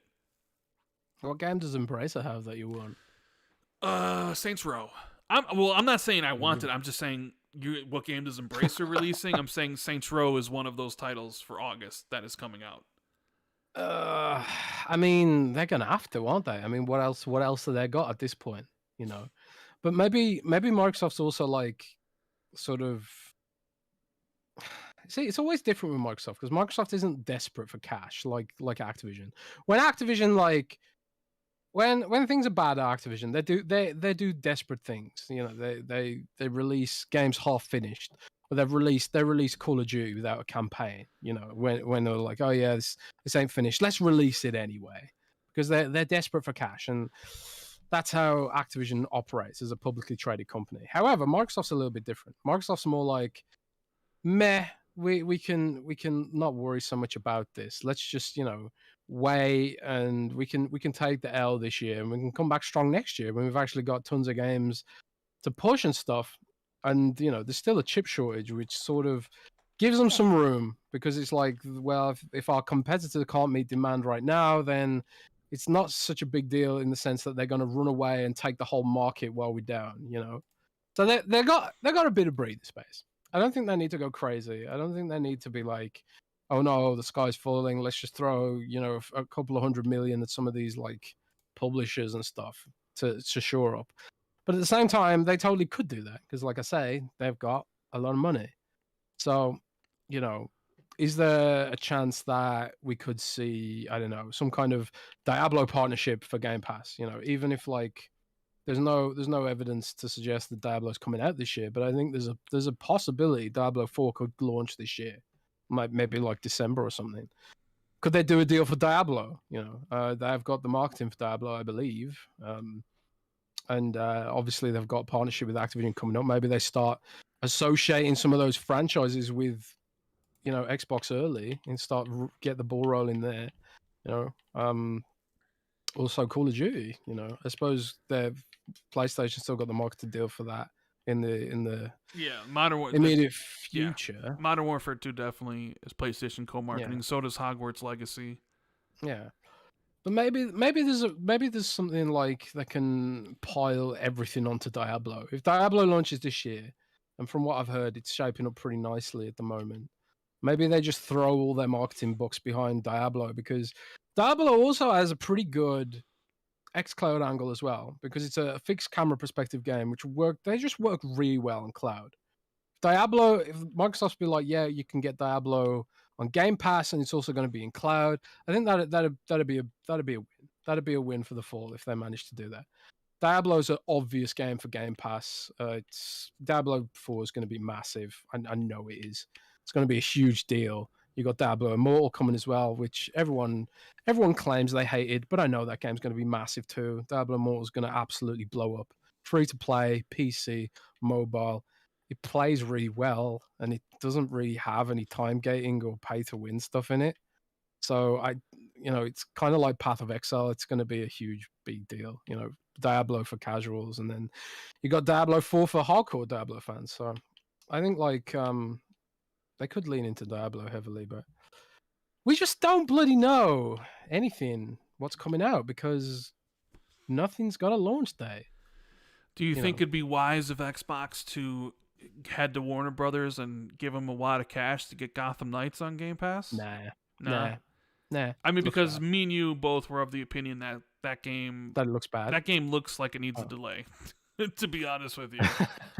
Yeah, Gotham Knights looks stiff, derivative, and just like I don't know. It looks like a product of the pandemic, kind of. Well, I also think it's a marketing stunt that they canceled last gen versions. Like they're trying to build up hype for that game, and they went to like, we're next gen only. We canceled last gen versions, and it's just like to try to get people excited. You know what I mean? Like to get people really excited for the game. Like, yeah, it's only next gen. Because, like, I agree. Like, I think Xbox needs to do something to get some like big Game Pass stuff for the end of this year to make up for the void.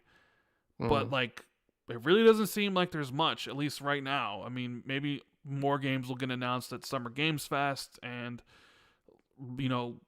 as the year goes on. But, like, you already have Hogwarts and Call of Duty being PlayStation co-marketed, which would prevent Game Pass. Gotham Knights, I think, would be interesting simply because of the IP associated with it. Like it's a superhero game with DC characters, Batman, right? The Batman family. And I think that could appeal to a lot of people. But at the same time, it also doesn't look, at least right now, that it's, going to be a great game. Plus, there's always the possibility you could go to get that game on Game Pass and they delay the game the next year anyways. Saints Row comes out in August. Well, the thing about Gotham Knights and Saints Row is they're both co-op games. We know Microsoft likes to put co-op games into Game Pass, right? So, yeah, I think if Gotham Knights is going to be one of these sort of mediocre games that needs to be patched after the fact, like Marvel Avengers, but people start saying it's Game Pass fodder. Then I think they need Diablo. They need Diablo 4. So like Diablo. What about going to From Software and dropping a buckload of cash for Elden Ring for Game Pass on the holidays? Will that matter though? It's been so long after the fact now. I'm just throwing out suggestions, It's Diablo. It's all Diablo. So if Diablo's coming out this year, they need to throw $200 million at Diablo and YOLO that into Game Pass Cloud. It'd be like, yeah, this is the premier place to play. Are you just saying that because it's a Blizzard game? No. I think so. What are you suggesting? It seems like you got this Blizzard hard on lately. What, bro? Which, what are you by talking the way, about? I am super impartial when it comes to all things Blizzard. Thank you very much. Talking about Blizzard hard-ons, make sure you use code XB2 at Manscaped for products of such nature. Manscaped. Yeah. Nerdy Meathead says, "Is it me or is there a really big dark cloud over the showcase? Love you guys." There is a bit. It seems like now, yeah, like people are looking at the showcase as like, oh man, this is it. Like this is going to either save or damn Xbox. And now they're like, well, before the showcase just had to be good. Now it's got to be epic, right? Which we're going to talk about the showcase in a minute.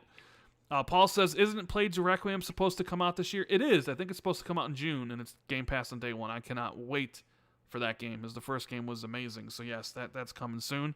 I still haven't played that, the original. See, this is the thing, right? Backlog. I got loads of games in the backlog. The only thing you care about is Blizzard games now. That's not true. It is true, and you know it's true. I played a game that isn't a Blizzard game lately. Did you play the Stanley Parable like I asked you to? No, I installed it though. Someone at Xbox was kind enough. Someone who listens to the show at Xbox dropped me a code. That was very, very. Wait, people from Xbox listen to the show? Yes. Oh, a lot of people. I'm sorry. Sorry. I've been blacklisted. Poor Rand. Rand out blacklisted.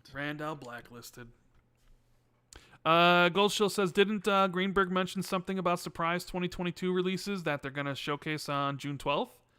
I don't believe so. Let's have a look. I don't think he did. Twitter. Let's have a look at his Twitter. I wonder if Aaron's really been quiet since the delay. Not tweet much. Greenberg. Let's have a look at Aaron's Twitter. What else we got here? We got Giovanni Mercado saying Xbox isn't the publisher delaying games. Breath of the Wild has been pushed back into 2023. Horizon and God of War were pushed into 2022. I mean, yeah, but nobody's really complaining about Breath of the Wild being delayed because like Nintendo's 2023 or 2022 is absolutely packed. Like they got Splatoon 3, they got Bayonetta 2, they got God, what I don't really know, but like they got a lot of games. What? They got Pokemon. They got a lot of games. So Nintendo fans, they're okay with the delay because they got other games. What the problem is with Xbox fans is there's nothing announced for the rest of the year. So yeah, but Rand, yes. It's easy when your games look like PlayStation 2 games, though. Dude, Miles. If Miles was here, he would. That'd be something people would expect me to say about Nintendo.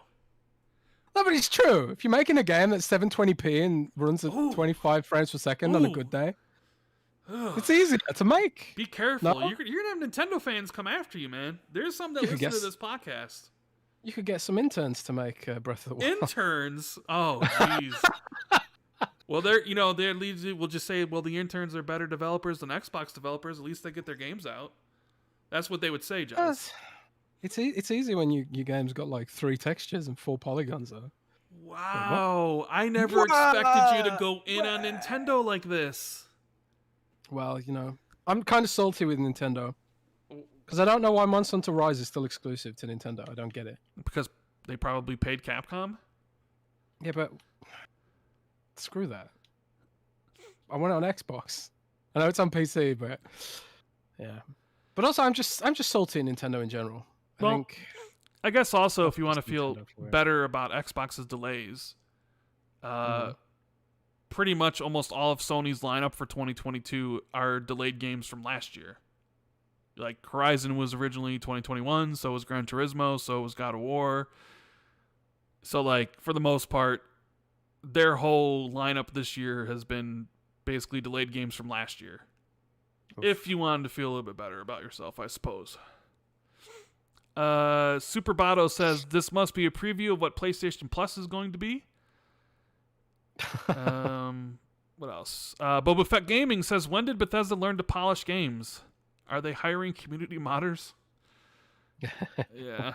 And Nick Reynolds says, just speculation. Do you think part of the reason for the delays this week was in part to potential 2023 releases not being on schedule? Maybe Phil pushed these back to fill up 2023. Love the show. So, dude, people are calling you toxic in chat right now. Jez is so toxic. Jez is right. Mousif says, no longer a Jez fan. Biggie Butter says, I'm there with Jez on Nintendo. Marcus says, Jez is not wrong. Someone else says, Himanshu says, wait till Breath of the Wild dunks on Xbox's hole next year. H. Moem says, be sure to remind Miles what Jez said on tomorrow's Chatterday podcast. Dude, you got some, Ooh, gets getting hot in here. It is. Ooh, pull the collar a bit. Facts, Jez. Jez is out for blood with that comment. You know, man. There's some truth to it, though. It's kind of like we constantly demand Xbox and PlayStation to deliver better, more photorealistic games with more features that are bigger and bigger and bigger and bigger.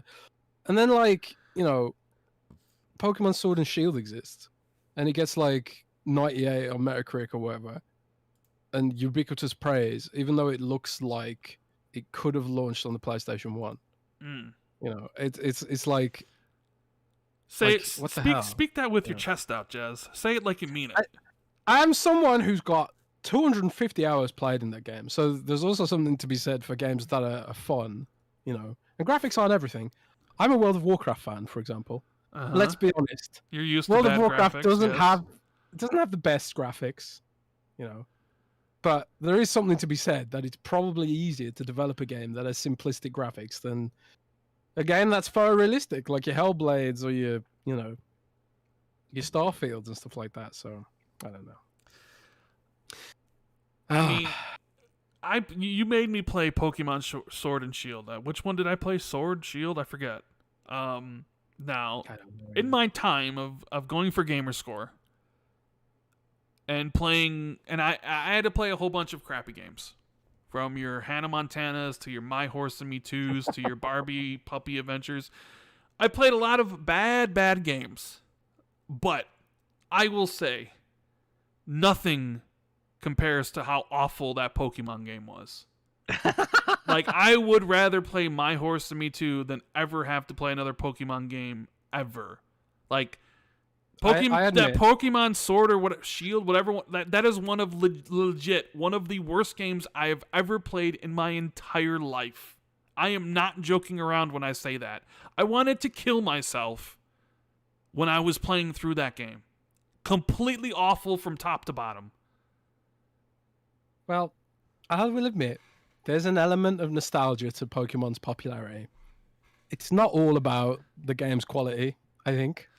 I think many Pokemon fans would have the cognizance to admit that. But, you know, we're talking about Breath of the Wild, so... I haven't actually played Breath of the Wild. I haven't played Breath of the Wild. I have no nostalgia for Zelda, which sort of like... Why are we talking about Nintendo? This is about Xbox. Let's get back on track here. Alucard says, love you guys. Big fan of the show. You think Xbox Stealth drops a game later this year in between?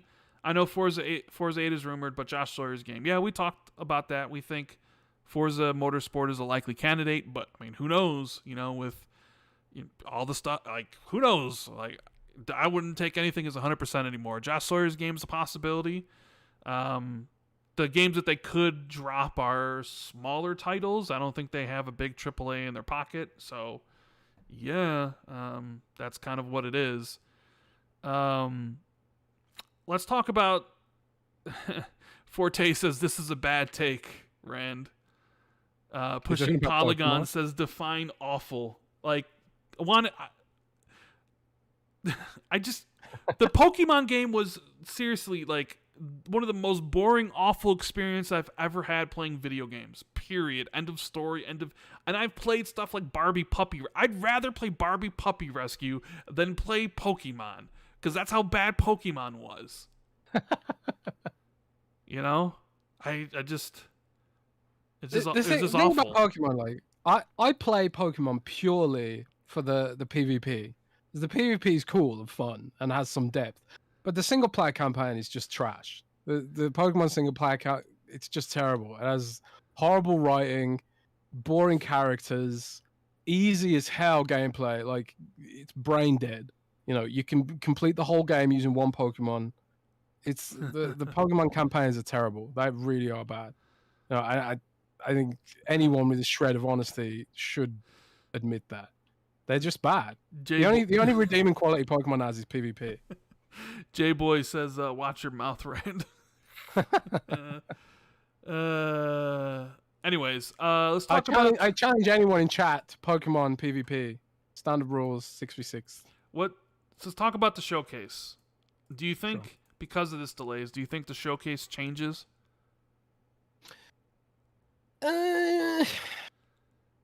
Maybe. It's sort of like, again, we don't know what was in the showcase. We don't know what they'll chop and change. Maybe they'll be like, we'll save. We want to like sort of start the hype cycle for Redfall and Starfield later. Maybe they push those back to the Game Awards in the winter, you know, because maybe they'll feel like people won't like the fact they're marketing something that's so notoriously got delayed. But I think they should show them anyway. If they've got a slice for those games that looks good and not like how they originally showed Halo Infinite. If they've got a slice for the games that actually looks good, I think they should just show them. I don't think people would be mad about that. But Xbox often works in mysterious ways. Especially their marketing ideology. So maybe some things do change. I think what they'll want to do is they'll want to undo the narrative that they don't have anything else coming this year. I'm pretty sure they've got a lot of surprises for games that are coming this year. Maybe they're not on Starfield's kind of level, but I think there's going to be a lot of games that are launching in 2022 that people are going to want to play. You know, and I think there's stuff that maybe even me and Jeff don't know about. You know, I hope so. That'd be nice to be surprised. But well, you've always said you have no Bethesda sources, so you don't know what the hell's going on at Bethesda, right? Yeah, who knows? You know, like there's always scope to be surprised. Like I remember being surprised that Elden Ring was launching as soon as it was. You know, what if they're just like, oh yeah, by the way, Indiana Jones is finished, it's coming out this year and it's Xbox exclusive. You know, I'm not saying that's going to happen. I have no information, but what if, you know, what if they announce like, what if they just give us like a range of great games that are coming out from now and the next E3, like, you know, for the first half of 2023 as well. Like, could be anything, you know. If they're going to give us a roadmap for the next year, and sort of to undo the narrative that we don't have anything to look forward to, because that's the situation we're in right now. The situation we're in right now is that everyone thinks there's nothing to look forward to on the horizon. So maybe there's a universe where Microsoft's like, we need to undo that narrative. Let's make sure people know that there are things to look forward to on the horizon, and maybe that's where they'll focus the conference now. So like before they would have focused on Starfield, but that ain't coming now. So okay, so you don't think there's going to be a deep dive of Starfield at this show, then, is what you're saying? I don't know, but I could see like maybe they don't do that because of this, possibly, but maybe they're just like I would hope they still do, but I also think Microsoft makes weird decisions sometimes. So maybe they just like push that back to the Game Awards. But even at the Game Awards, I don't think a deep dive into Starfield is really appropriate for the Game Awards. I always thought what they would do with Starfield nowadays is show like a 3 to 5 minute gameplay montage, and then be like, tune in to our after show for a deep dive, 20 minutes or whatever. Because people like the Todd Howard deep dive. That's like signature, you know. Yes. You got to have the Todd Howard deep dive. So maybe they do the deep dive, you know, when it's closer to being ready. I don't know. But I want to presume that they actually had something to show at E3, and I would hope that they do give us some glimpse of it. I mean, well, okay, so this is what Jez, this is what Bethesda says in their update that broke Twitter and all Xbox fans' hearts yesterday, right? They talk about how they delayed the game and blah, blah, blah, blah, blah. But the sentence at the end is what we're kind of focusing on here. They say, we can't wait to share our first deep dive into gameplay for both Redfall and Starfield soon. So. Oh, well, that sells it. Your PR. That's right. So what is soon, though? Soon is a very nebulous term. Nebulous E3, term. It has to be. Well, then why not just say tune in to the Xbox and Bethesda showcase to see your first deep dive into gameplay? It's like, why not say Xbox and Bethesda showcase in this? Why just use soon? Tweet limit? It's not a tweet limit. It's they literally posted an image. Okay, they could say whatever they wanted to say. I'm just saying, like, maybe the box is too small. Oh, come on. You know exactly what I'm getting at here. Like, yeah, I know. You're saying that the vagary, yes, the vagary sort of this is a precludes PR statement, right? Look forward to, we can't wait to share our first look at deep dive of gameplay soon.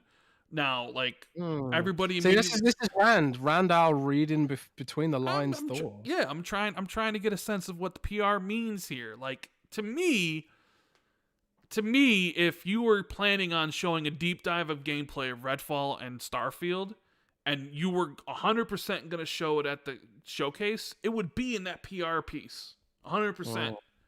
But it's not in the PR piece. All it says is just soon.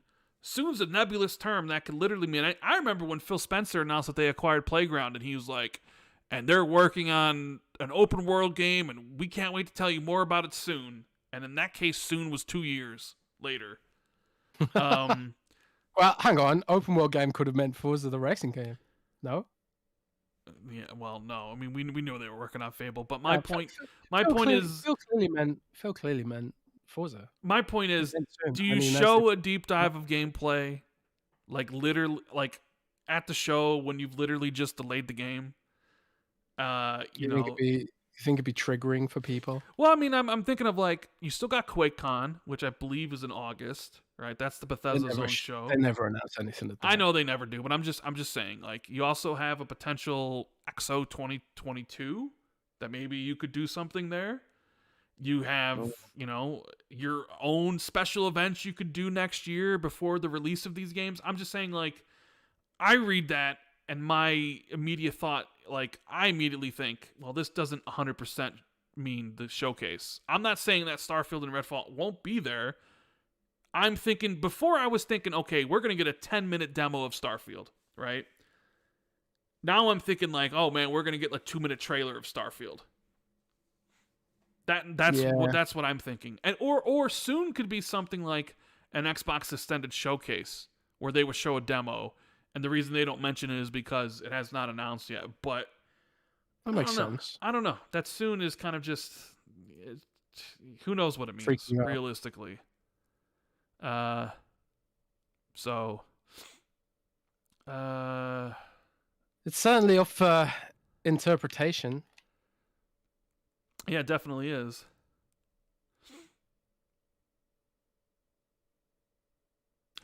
As people would say, the Xbox Bethesda game showcase header image is basically an image of Starfield. But I would then also say, yeah, they announced that, and then 2 weeks later they delayed it. So I think if I'm not saying Starfield's not going to be at the show. I'm saying I don't necessarily think there's a 10-minute deep dive into gameplay at the show. I think it's still going to be there. You can still get a 2 to 3 minute trailer. I think things changed personally. So, and maybe the showcase changed overall. Who knows what sort of things they're doing to pull games out, put games in. I don't know. Maybe they announced the Xbox version of Hearthstone. Oh, they're not going to do that. You know they're not going to do that.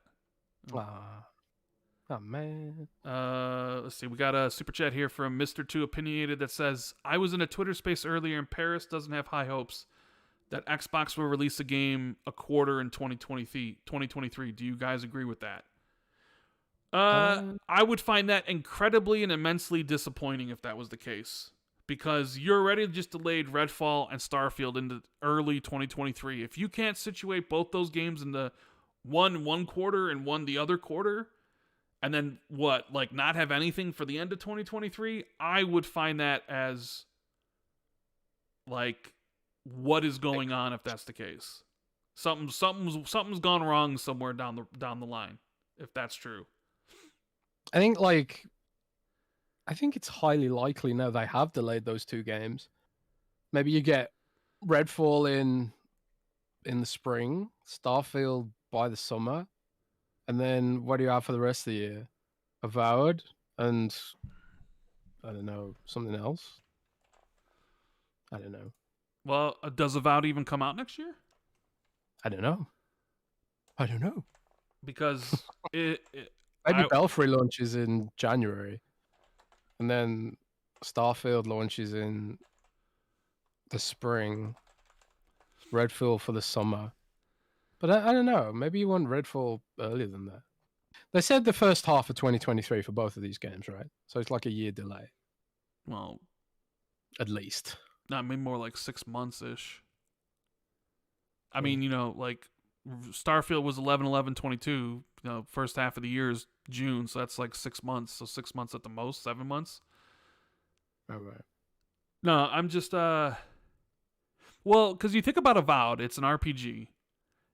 I think Starfield probably needs more time than Redfall. Of course, this is my speculation. I don't know. I think since Redfall was targeting summer, I think it's closer to release. So if I had to guess, Redfall's like February, March timeframe, right? And Starfield, I think, is the one that a lot of everything is riding on, and it's probably the one that needs the most time, the most work, and the most polish. So that one, I think, is probably closer to like May.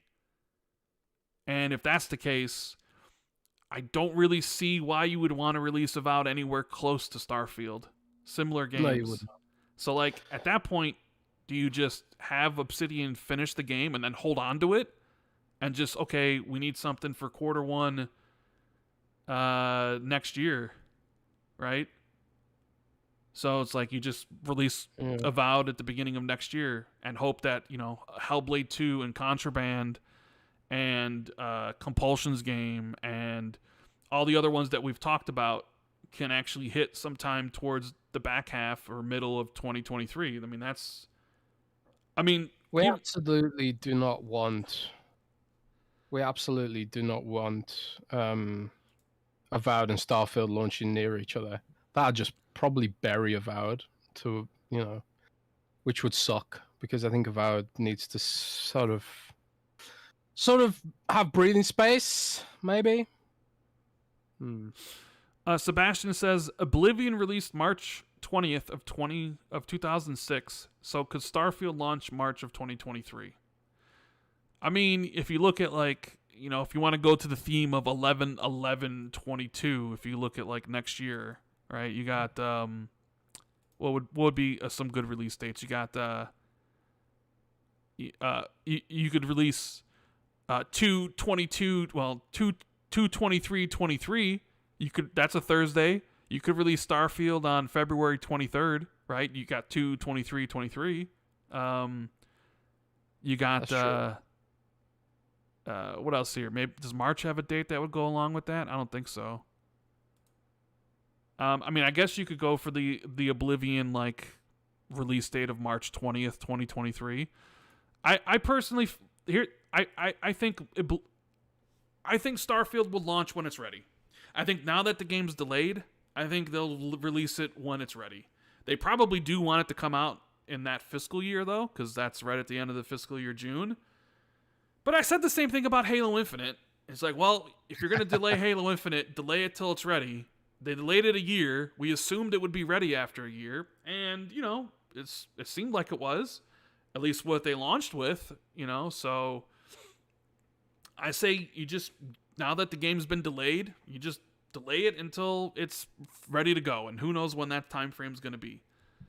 So I think people accepted Halo in part at launch because they were like, okay, this is how it's going to be for now, but then in 2 months they'll have launched like a bunch of more maps, and then it didn't happen.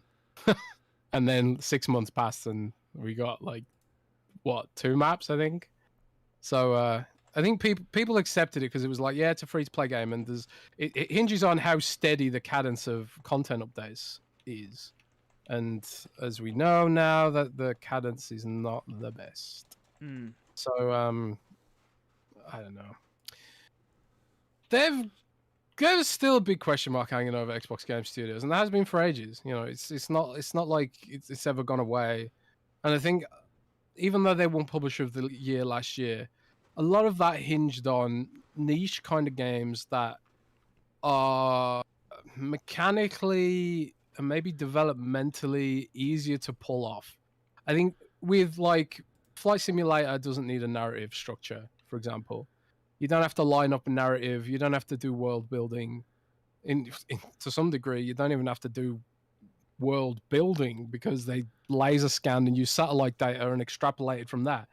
So I'm not to downplay the technical achievement that is a Flight Simulator, but it's creatively not as deep as building something like Starfield or Avowed or one of these like narrative-driven games that really do require some sort of collaborative sort of layer that is uniquely impacted by COVID, and whatever, kind of just sort of is what it is at that point. But it feels like we've been talking about this for years at this point, like literally years, maybe even since the podcast even started, where we're talking about, can Xbox deliver? Can they start delivering? Blah, blah, blah, blah, blah. Can they deliver action games? And then we had Crackdown, and, State of Decay was kind of janky, and Sea of Thieves was sparse at launch, and it just feels like this is the state of being for Xbox, and I really, really just want to see this end. We thought Bethesda was supposed to be the end of the tunnel, and then we get this delay, and like now we're in a position to say, well, it's COVID's fault. We can blame COVID, we can blame the state of the world, we can blame the Great Resignation or whatever. Are we gonna have to be making excuses next year too? Kind of. That's what people start thinking, right? I mean, I don't know. That seems to be it. I don't know. Yeah, I don't know. THX says maybe Starfield will launch on Space Day, May 5th. Well, there you go. I mean, those are all cute release dates. Maybe it works for the first time, but I think like at this point, you just release a game when it's finished. I just saw Jeff Grubb tweet out. What did Grubb say? Because you got Dead Space claiming January 27th, and I think he dropped the name of the new Star Wars Jedi Fallen Order sequel. It's like Jedi Fallen Order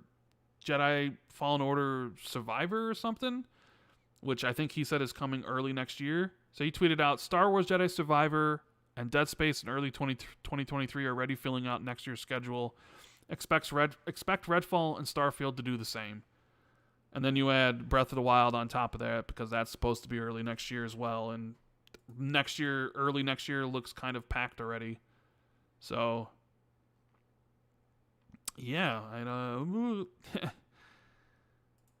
not really a lot of great things to talk about when it comes to Xbox this week.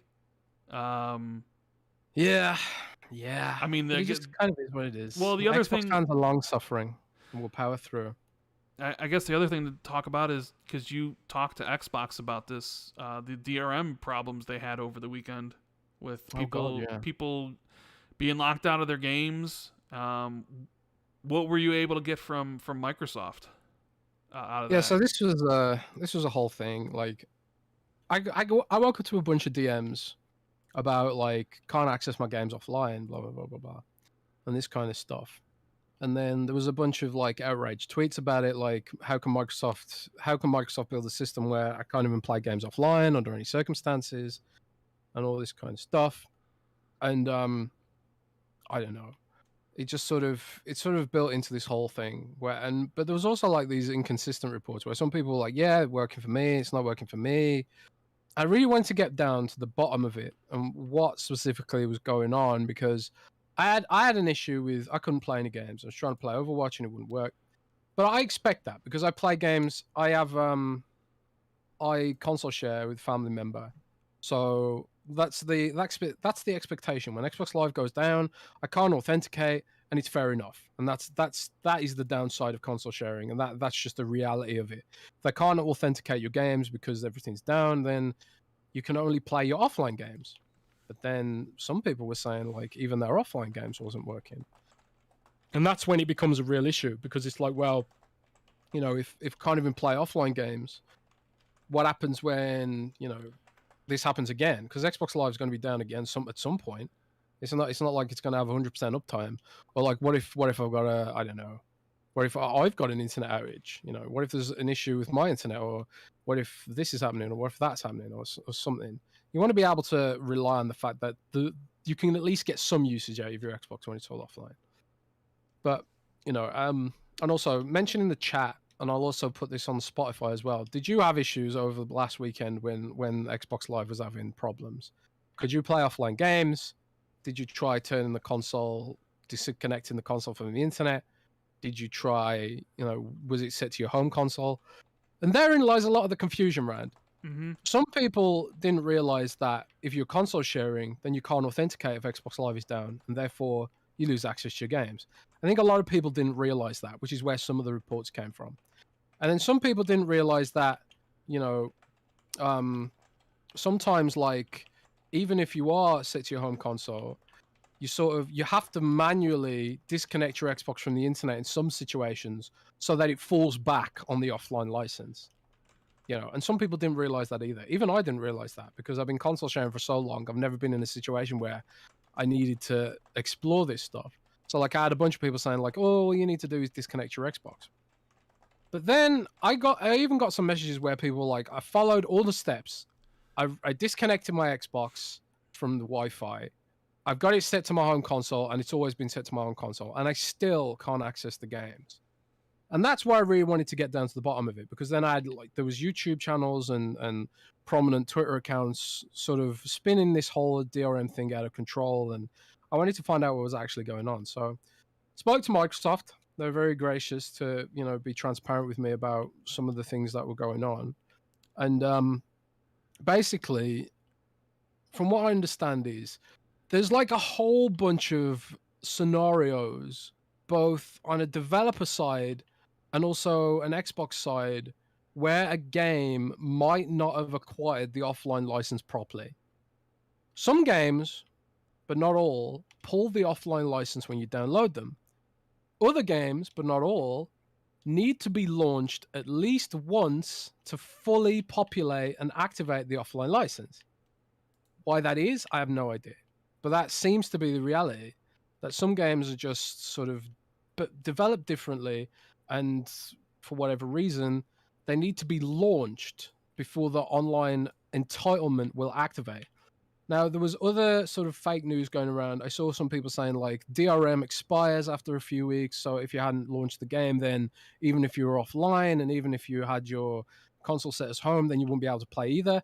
That's not true. Microsoft told me that the licenses on Xbox are permanent. So if you own a game and it's an offline game that doesn't require any online connection, like, you know, I don't know, just some random game like Ori, for example. If you have Ori and the Blind Forest, there's no online features. If you buy that game and you own it digitally, then you get the offline license and you activate the license and it's all working fine. Then you have it forever. You can disconnect your Xbox and never connect it again, and Ori should work. But there are other games where that's not the case, and that then becomes at the publisher's discretion. Activision notoriously has a bunch of offline licenses as part of some of their single player games, and that's because they don't like Xbox Game Pass entitlement, giving people blanket access. You know, they don't like this idea that you get like that you could do a console sharing thing and then disconnect the Xbox, and then the license can never update and never like it can never check whether you actually own the game or not. You know, so like they bake in these like extra clauses and stuff like that. Fairly or not, I'm not commenting on that. I'm just telling you what the reality of the situation is. So at the end of the day, Microsoft pushed out an update to their servers to prevent this specific issue from happening again. And I think they are exploring ways to reduce the amount of times that games have to phone home to stop this happening again. But at the end of the day, Xbox Live's down like 1% of the time. And yeah, it sucks if you've been working all week and you want to get online after, you know, on the weekend and play, but it's not an often occurrence. And I think Microsoft could explore ways to make the licenses model for Xbox more consistent, because for some games you need to launch launch the game. For other games, all you need to do is install them. For other games, all you need is the disc, and for other games, you need the disc and you need to have launched the game. It's a mess. But I think if Microsoft could explore getting more consistency there, because I think they're they're a cloud-based company, and they probably very arrogantly assume that the Xbox Live will be up all the time without fail, and there'll be no issues. But of course, there's always issues, and I don't think it's unreasonable to ask Microsoft to reduce the amount of times that games have to ping a license entitlement, especially if they're an offline game, and especially if you own them. So, yeah, it was a whole mess, and they seem to have sorted it out, and hopefully they'll reflect on it. I know that the Xbox engineering team took it pretty hard that what went wrong, because it was like some kind of issue with the entitlement server update or something like that, which is why like there was some inconsistency. Like you said your Xbox was working fine, but other people's weren't. Mm-hmm. Like, yeah, I think it was some sort of faulty update that caused some inconsistency there, but I don't know. Hopefully they'll just learn from it, and that'll be that. Yeah, hopefully it never happens again. It should never happen. Like, you should never lose access to your games. No, like, you shouldn't. Being that I game share, like, I expect certain things maybe to not work sometimes, like playing games offline. Like, I accept the benefits and consequences of game sharing. But like, man, if you use the home console system like Xbox has it set up, and you had some problems, then like that's unacceptable. That should never happen. Like, you shouldn't be locked out. So that's what I kind of thought was the issue, was there was problems with the authentication servers, and they were pinging the consoles, and the consoles were confused about whether the person owned the game or not because the servers were having issues. And it overrode like the game, so it overrode the ability to be able to start the game. And it's like, nope, you don't own this game, you can't play it. So yeah, that needs to be fixed. Yeah. You know what else needs to be fixed? Xbox needs games, bro. Yeah. But dude, I got this sweet clippy weapon charm in Halo Infinite, so it's all good. Shane says, nope, shut game sharing down, Rand. That it will never happen. I'm never shutting game sharing down. I love game sharing. Lets me be able to, I buy a game, my buddy buys a game, pretty much get every game half price day one with a second copy. It's the best thing ever. And I accept that I can't play some of those games offline. And I never play games offline anyways. So, it's not something that really impacts me greatly. So, you don't really see me complaining about it, because it's, to me, I already accept the consequences. But for a lot of other people, that's not the case. And they just want to come home from a long day work and play their games, and they can't. And that's kind of BS. Ultra Watts says, so with the delays, do you guys think the Xbox has a surprise game or a third-party deal for the showcase? Surprise game. I think they've got a bunch of surprise games. Yeah, but none that are actually going to release this year, though, unfortunately. So I think they've got a bunch that could release this year as well. I disagree with you. I think we can guess which games potentially could have released this year. Oh, you mean games we don't even have code names for? Do such games exist? I don't know. I think there's some games that we have code names for which could surprisingly release this year. Well, it's going to be interesting trying to come up with a prediction for this showcase then, because I think you talked about how they should really just focus on the next year or whatever. I think with people being as disappointed as they are, I think Xbox needs to pull out something extra special. Even if something's not coming out for a couple years, you need to get people really, really excited again. Because you know what? I'm not sure I've seen Xbox fans this down before. Like, this really, this specific thing has really, really bummed people out. Yeah. Right?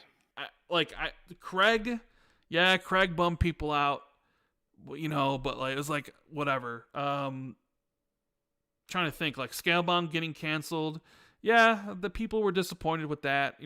Fable Legends and Lionhead getting shut down, people were disappointed. In recent memory, I can't think of anything within the past few years where I've seen the collective Xbox community on social media be this upset, this dejected with the state of Xbox. So Xbox is fully aware of that. I'm pretty damn sure. I think they probably are also very concerned about that as well. So maybe it's like, hey, you know what? It's time. We need to pull some rabbits out of a hat and show something at the end of the conference that may be years away. But you know what? Since we're here at Bethesda, I was thinking, like, what if, the image that Phil had tweeted where everybody's in the theater and they're watching something, or they just got done watching something. In my mind, they're sitting down to watch what, Bethesda has for the show, and they see the Starfield trailer. Phil's watching it, and he's like, man, this looks good. And at the end, it says Starfield, and it says, 5/5/23. And Phil looks over at Todd and is like, are you kidding me? And then Todd's like, keep on watching. And then it goes into the next trailer, and it starts off and it says, War never changes. And then it says Fallout 5. And then Phil's like, you did it, Todd. You can have that delay. I don't know. It sounds so stupid, but whatever. And it's set in London. Sweet. No, it's set in Chicago. No one cares about Chicago. More people care about Chicago than London. What are you talking about? Doubt it. Nobody. London's got the Queen. London's got nothing. London the has Queen. absolutely nothing. It's got Queen and baked beans. Baked beans, baby. I just say, like, I think because of this delay, now more people's eyes are going to be on the showcase, and I think people are going to be more critical than ever before, right? Because people are now, like, upset with Xbox. So if they don't, like, deliver a 10 out of 10 show with a lot of great things, then people are going to be like, Xbox has nothing. Like, what am I doing? I'm wasting my time being an Xbox fan. So I think, I'm just saying, like, it seems like that when I get on social media and I look around, like, people are dejected, bro. I've used that word now twice, but you get my drift. And maybe they're bereft. Bereft. Yes. See, you're the writer, so they're bereft. They're crestfallen. I don't think I've ever used that in a sentence before. They are crestfallen, bereft, and left wanting. I don't know. GG. I think this is all your fault. How's it my fault? I think Phil was listening to the show and was like, man, Rand's like really critical and harsh about Halo. We need to make sure Starfield's amazing.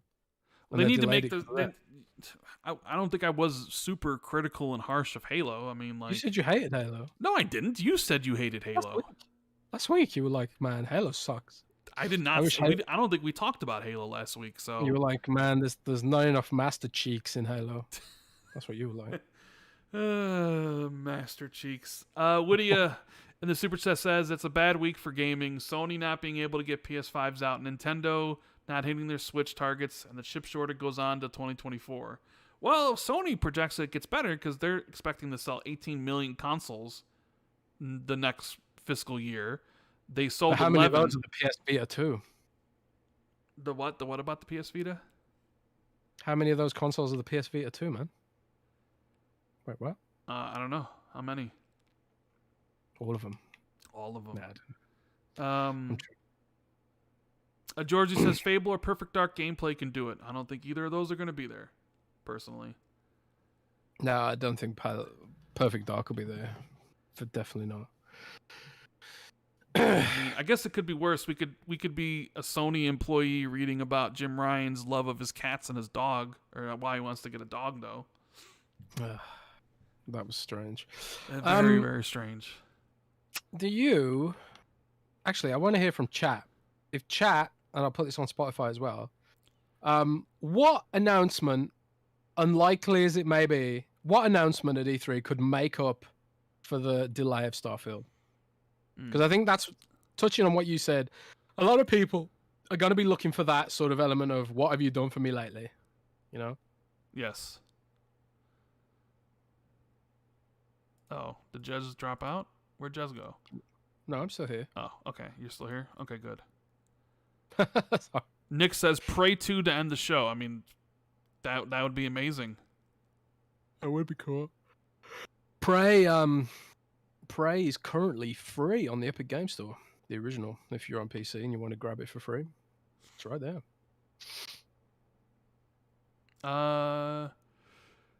So people are saying Fable. Tatanka. Shark Corp says Fallout 5. Fernando says Elder Scrolls 6. Jay says Spawn game and Unreal Engine 5. What Just Happened says Prey 2. Another few people saying Fallout or Fable. Cleo says Mandalorian. Sonic says make Xbox Live free. That'd be pretty big. One Bad Mother says they need some fan service. Pong Soul says Avowed 11/11/22 and or Morrowind remake. I don't think Avowed's coming out this year. Yura Malice says exclusive Splinter Cell or Ninja Gaiden. Let's go, exclusive Splinter Cell. That would heal all wounds. Heal all wounds. Blech. I see a lot of Scalebound in the chat. I don't see any Scalebound. Killer Instinct. Yeah, what if they ended the show with you hear the music, you know, like the Killer Instinct music, and people are like, "What?" And it's Killer Instinct 2 was back. And they end with some like super fan service at the end. Yeah, like Rash swinging in, kicking Bulgur in the mouth. Well, he doesn't have a mouth. XSTNL says announce a new studio acquisition. You know, usually when Xbox fans need hope, Microsoft normally makes studio acquisitions. You know? They can't do that anymore because they're tied up with Activision for the next year or more. 2 years, 3 years. So what you're saying is that they shouldn't have bought Activision and... No, they should definitely have bought Activision. Oh, you only care about it because of Blizzard. Biggie Butter says Ubisoft Plus added to Game Pass at no extra charge.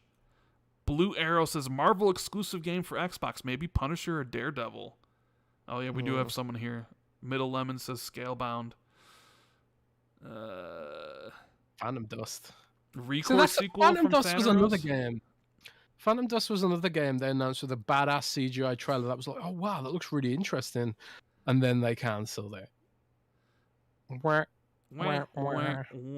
Oh man, the Mag. What's going on? He says, Rand, if you want to see a post-apocalyptic Chicago wasteland, just look out your window. Damn, bro, my heart. You just broke it. You know, me and Mag are going to be on Gaz's show tomorrow. And the thing about Mag is that he always falls asleep during podcasts. Like, he's on Boom's show, and I always catch him napping. And I'll take a picture or a screenshot and send it to him. I'm like, why are you falling asleep, bro? He's always sleeping on these podcasts. Man. You know, it's funny. It's funny with the saying, look out your window, see an apocalypse. Like, there were some rumors about Silent Hill coming back this week as well. Some so-called... That seems to be true. Yeah, well, some leaked images. Konami DMCA'd them, so you know it's true. Oh, that's hilarious. He had to take down his tweet because they DMCA'd it. It's supposed to be I think I read somewhere like a Silent Hill 2 remake or something.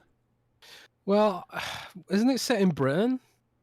Isn't that was the rumor? It was set in Britain.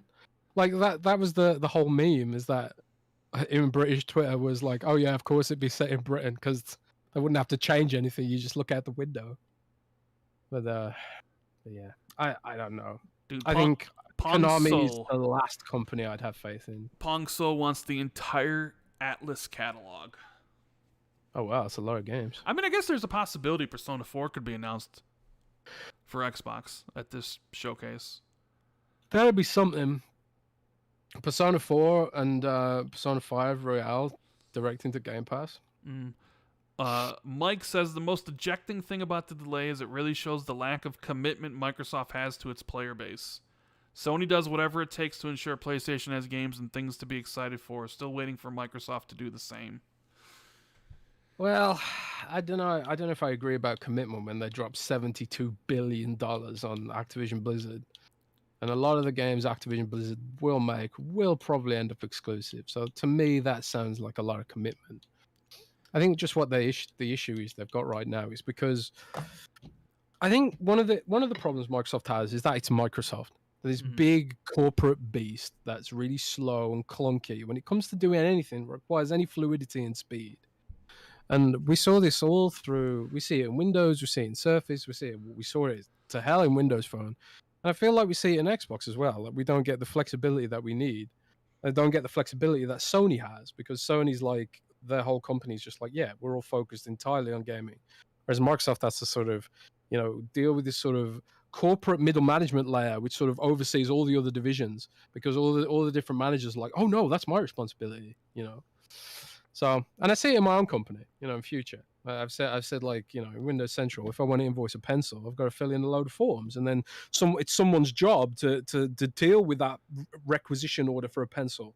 Whereas when we're independent, I could just say to my boss, "Can I invoice a pencil?" And he'd be like, "Yeah," and it wouldn't be a thing, So I do think like Microsoft probably does. There probably is an aspect where Microsoft needs to look at its management layer, but I think it's also like the whole marketing thing, setting expectations appropriately, and I still believe in the whole COVID thing.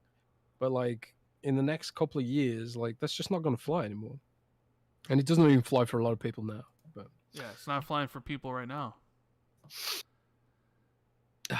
Man, I know. I'm sorry. Oh man. You know what? Let's take some questions from the chat. Sure. I feel like we've talked about everything we want to talk about. So thank you guys for tuning in to the show. We appreciate you. If you do us a big favor before you leave, hit that like button. Subscribe if you're new. Thanks to everybody who's going to listen to this later, whether it's through YouTube or the podcast services like iTunes or Spotify. You could do us a favor there, please. Give us a 5-star review. Write something, or don't. If you don't like the show, give us a 1-star review, I guess. Anything helps. Thank you guys so much. And it's always something that seems like last week we're like, we're gonna have something to talk about, like something always, and then like, oh, by the way, Starfield and Redfall delayed. I was surprised they announced it on Thursday. Usually that would be Friday. Usually they would announce bad news on Fridays, which would have been breaking news today for us. Yeah.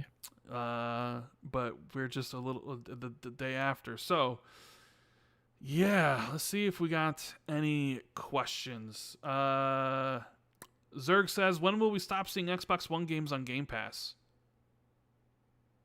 Probably not for a bit, I would imagine. I mean, the problem with that is like you haven't moved away from cross-gen, so most of the games, and I would imagine a lot of the user base of people who have Game Pass are Xbox One owners, so probably not for a bit. Yeah, there's probably still a decent install base on Xbox One. Yeah. Marcus Harrison says, what happened to Kojima's cloud game? I don't know. You need to ask Jeff Grubb about that. I think he said it's still coming as far as he knew. So Microsoft has a whole new division dedicated specifically to cloud game publishing, and we don't know a shred about what they're doing. So it's interesting to think about. Let's see. Biggie Butters says, just gotta say, Rand and Jez, this has been such a great show today. Well, thank you. That's good to hear. The games are coming. Says June 12th is gonna blow your mind. Trust me on this. I'm trusting you, bro. Don't let me down. Artie says, Rand and Jez, do you prefer first-person or third-person games more? I feel like Xbox has too many first-person. I wish there could be a poll for this. Well, I'll put a poll up on... Yeah, you do it on Twitter. I'll put a poll up on Twitter. I guess it depends. Shooters, I'm all for first person, but sometimes third person just feels right. Yeah. I like first person silent protagonist because I like to pretend that it's me. I like to pretend that I'm away from this life and I'm a superhero fighting zombies in a far off land. But it is nice to have third person as well as an option. Like when I play like Fallout 3 and Fallout 4, I'd flip because you can flip. You can go from third person, you can go to first person. Sometimes it'll be like, yeah, I'm going to play in third person for a bit. Sometimes I'm going to play in first person for a bit. It's nice that some games give you the ability to choose. Like Battlefront 2 gave you the ability to choose as well. You could play it as a third person shooter or a first person shooter, all in the same game. You know, Battlefront 2 is amazing, and it kind of really bugs me that EA abandoned it. It launched in the state, but DICE really turned that game around. And I'm kind of salty. That was like the poster boy for loot boxes, remember? Yeah, it was. Yeah. But they screwed it up with the pay to win stuff, and then everyone hated it. And then they worked really hard for a couple of years, turned it around. They gave everyone everything they asked for. General Grievous, tons of heroes, loads of updates, removed the pay to win, and then they abandoned it. Tons of maps, mountains of maps. Got way more content than Halo. Oh well. Whittier says, what about the patent that would validate physical discs for digital systems such as the Series S? Yeah, they did see that patent. I need to read the patent a bit more because I don't know exactly how that was proposing it works. Like you put the disc, because I don't think you could run a Blu-ray game off a USB drive if it was an external USB. And I don't think most games don't even run off the disc anyway. They're just, in fact, I think all games, they just download the files to the SSD and then run off that. So maybe that's something they do, because I'm pretty sure I even might have said on this podcast, or I've argued for it somewhere, that they should make an external disk drive for the Xbox Series S, because that if your target market is people seeking value, then they want to access the used games market, right? So it stands to reason that having a USB licensing drive would be a pretty cool way to get some of those used games. I don't know, but I need to look at that patent. That sounds interesting. Yeah, it sounds like a cool patent. Patents don't always mean products, by the way. Yes. They often patent things that never actually become anything. Ulfric says, hey Jez, when do you expect Avowed to come out? And do you think Avowed could have switched to Unreal Engine 5 due to the Starfield delay? I would say no to it's using Unreal Engine 5 due to the Starfield delay. That's a good question, because before I was 100% confident that Avowed was next year. But with Starfield being next year now, I'm not so certain that Avowed is next year. They might hold on to that game. I think they could, if Starfield is next year, early next year, conceivably they could push Avowed out and make Avowed even better than I'm pretty sure it's going to be.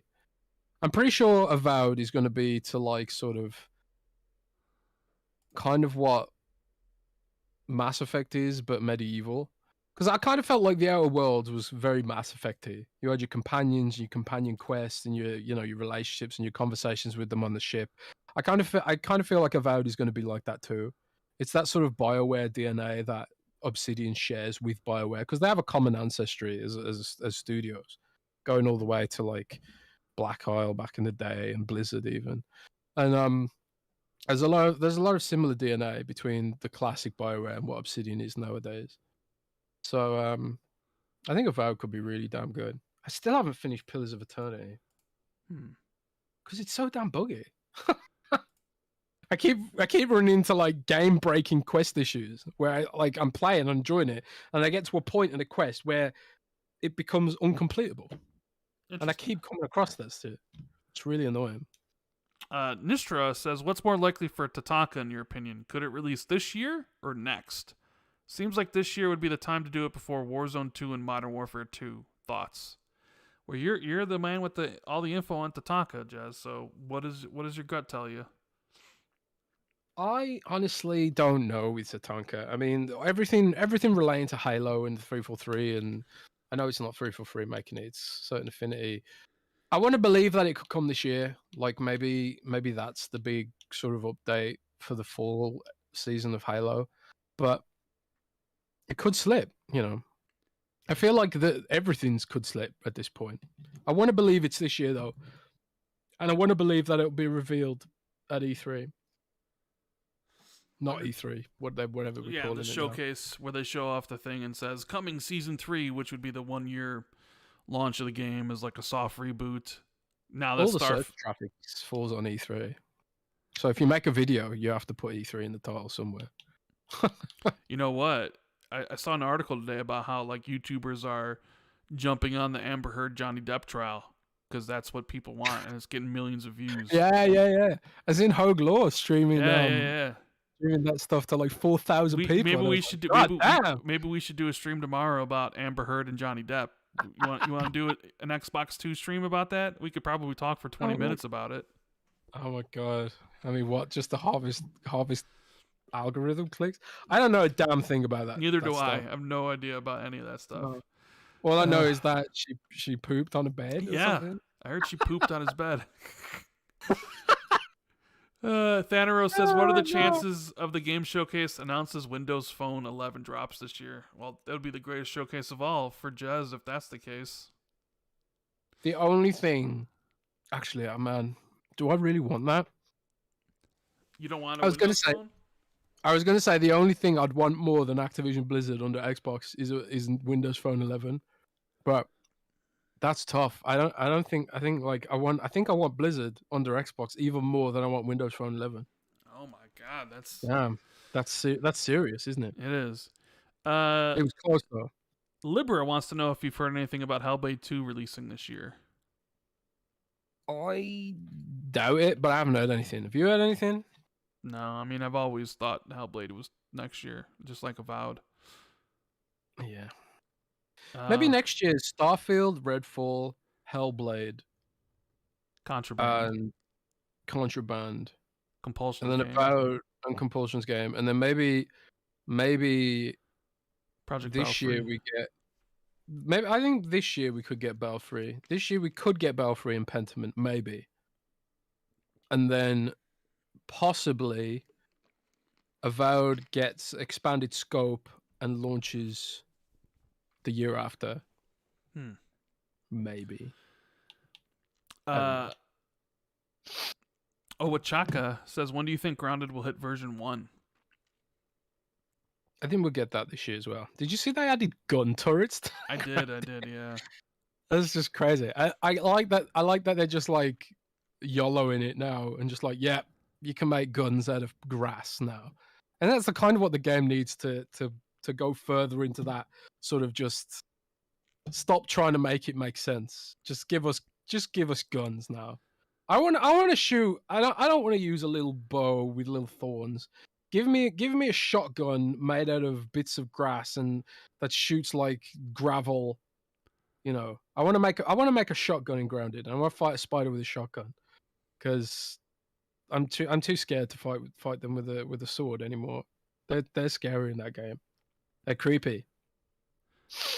Let's see what else we got.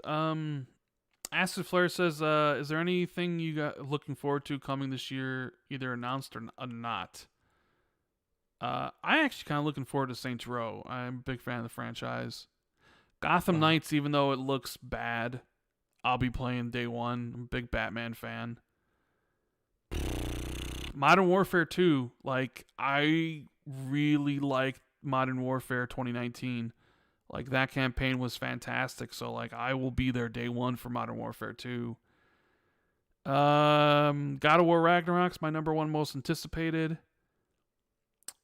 I mean, that's really all we... Like, I'm not a motorsport person, so I won't really care about that game if it comes out. Yeah, I don't even know what else is even supposed to come this year, because it doesn't really seem like a lot, but... Dude, you're missing the biggest game. What is this? Some Nintendo game from GoldenEye? Warcraft Arclight Rumble, baby. Jeez, I might as well just say GoldenEye. Warcraft Arclight Rumble. Did you not watch the reveal? No, I didn't watch the reveal. Are you not hyped for this? I don't play mobile games, Jez. They don't count. Yeah, but it's Warcraft. Nobody cares about Warcraft, Jez. Warcraft Arclight Rumble. If it was Final Fantasy 14, maybe people would care. But dude, It's Here like we Clash go. Royale. That's a big game, right? I Clash don't Royale. know. Darren says, so with the law, are you going to get back into achievement hunting and doing some TA contests? No, I'm done. I could achievement hunt. Like, I could probably get 100,000 gamer score in a week if I wanted to. And I've never done TA contests. I don't know, that I just never, getting gamer score in contests is never something I bothered to do. So Is it too nerdy for you? it's just, it never really appealed to me. Like, I know it appeals to some people, but never did. Like, there's all these different contests and stuff, and people were like, you need to sign up for these things, and I'm just like, I don't care about any of this stuff.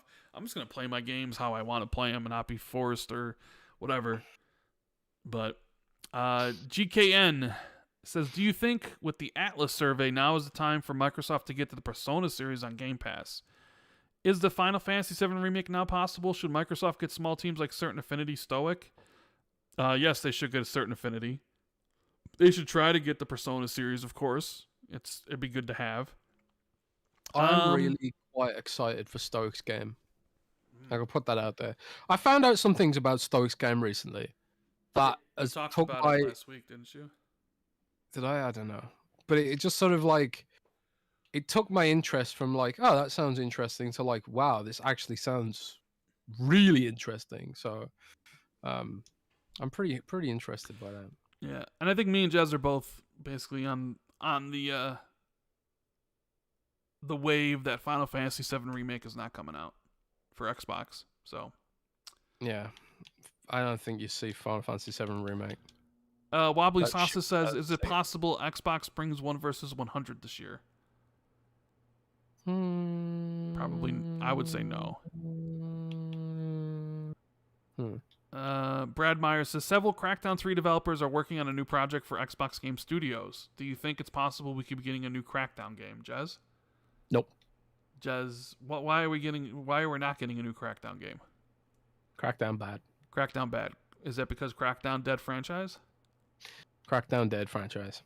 I think like a lot of the things people are seeing related to Crackdown is just because Microsoft's internal producers often just will work on the same projects anyway. You know, so I don't think this means we're getting a new Crackdown. I think it just means they moved on to the next project, whatever that might be. Like, for example, one of the producers who worked on Crackdown also worked on Age of Empires, just as an example, you know. It's just the way game development works in Microsoft, you know. They jump around different projects just to make sure everything's going smoothly, or not smoothly as the case may be. But yeah, I don't think we see Crackdown ever again. But hey, it could be wrong. Could be wrong. I mean, I'm not surprised after Crackdown 3. Yeah, it's probably time to put that franchise to bed. I didn't think we'd say Halo Wars again, but we did, for better or worse. Blue Arrow I'm says, still salty they abandoned that as well. do you think this is the last gen for consoles to have disk drives? Nah, I think That's a good question. I think they'll still do disk drives. I think there's still a segment of the audience that does physical. It's not like physical's 20% or something. You know, physical's still like what, roughly 40% of the market, right? Right around there, 35%. Yeah, it seems to be stabilizing to some degree. So, yeah, I still think you put in a disk drive for the 35% of that market. I mean, that's still, like, 30% still a significant portion. Maybe the generation after that you go diskless. I don't know. But, I mean, like, Xbox is kind of transitioning. They already have one console that's digital, right? We're talking about a puck, cloud gaming. You know, you don't need disk drives for that. So, you know, we're kind of transitioning into the digital era. More so. Remember when people were afraid of the digital era? Like, nobody wanted digital games. And then, like, the Xbox One and PS4 gen, basically, everybody moved to digital. And now people are even moving more to digital. It's almost like convenience always wins over physical ownership. Like, I don't know why people thought somehow games would be saved from that when, like, the same thing happened to music and movies and TV shows. You know what I mean? Yeah. But ironically, you got vinyl making a comeback. Yeah, I guess that is true. Vinyl outsells CDs now, which is just wild. John wants to know, Jez, if you expect Minecraft or anything from Mojang to be at Xbox Showcase. Well, that's the wild card because I had some information that they were working on a Minecraft project that wasn't Minecraft Dungeons and wasn't Minecraft. So whatever the hell that could be, I have no idea. I wasn't able to get any information beyond that. They were working on something. But is that something they could show at E3? I mean, it's highly possible. They also have their own Minecraft show, but if Microsoft's gonna feel like they're sort of, I don't know, need more stuff, Minecraft is obviously good candidate to slap some stuff in there, I guess. I don't know. What else we got? GKN says, does Microsoft now have an advanced technology group that helps with tech support for all their studios? Yeah. Yeah, I do believe they have like a group of people that are like the Xbox ninjas, right? Yeah. That they do. send. I think they sent them to like. I remember hearing they sent them to Bungie to help with Destiny 1. To get like the resolution up on that game and stuff. But yeah, they definitely do have something like the ATG, which I believe is a Sony group. Biggie Butter says, will Kojima be at the show? I mean, maybe. I mean, I don't know. Probably not, though. Stop Madness wants to know if there's any acquisition rumors. Jez, any acquisition rumors you're hearing about? Nah, not at the moment. Yeah, not at the moment. RDX NFS says Xbox needs to buy tons of devs, no more acquisitions. So just hire people. That's what they've been doing. They've been hiring a lot of people. Dead Planet says, been on hiring speed, yeah. Yeah, Dead Planet says, could Bloober's Silent Hill 2 remake be Xbox exclusive? Well, according to the guy who leaked it, Sony's still involved in some manner. So if that's the case, probably not. It'd probably be a PlayStation exclusive. I don't know. If what that guy's information is correct, is all I'm saying. Like, it seems like the game's real because Konami took it down, and he did say that he heard that Sony's still involved, and if they are, then that game's not coming to Xbox.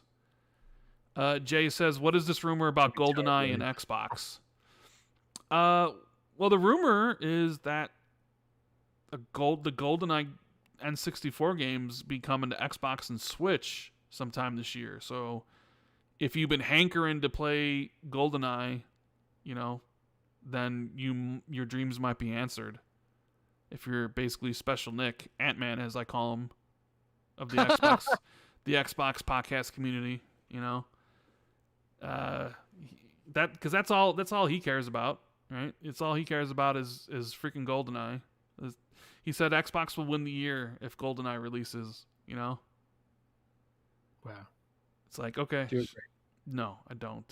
Nobody. No. As I said before, who cares? And some people get on me for this because they say it's a horrible take, and I am kind of exaggerating, but who cares about a game from 1995 is all I'll say. I mean, this isn't like Dead Space remake, which everybody's excited for, right? Not me. Yeah. People point out I'm probably being a hypocrite with that take about Dead Space remake, but not GoldenEye. But GoldenEye's not a remake. It's just the N64 game. Let's see what else we got.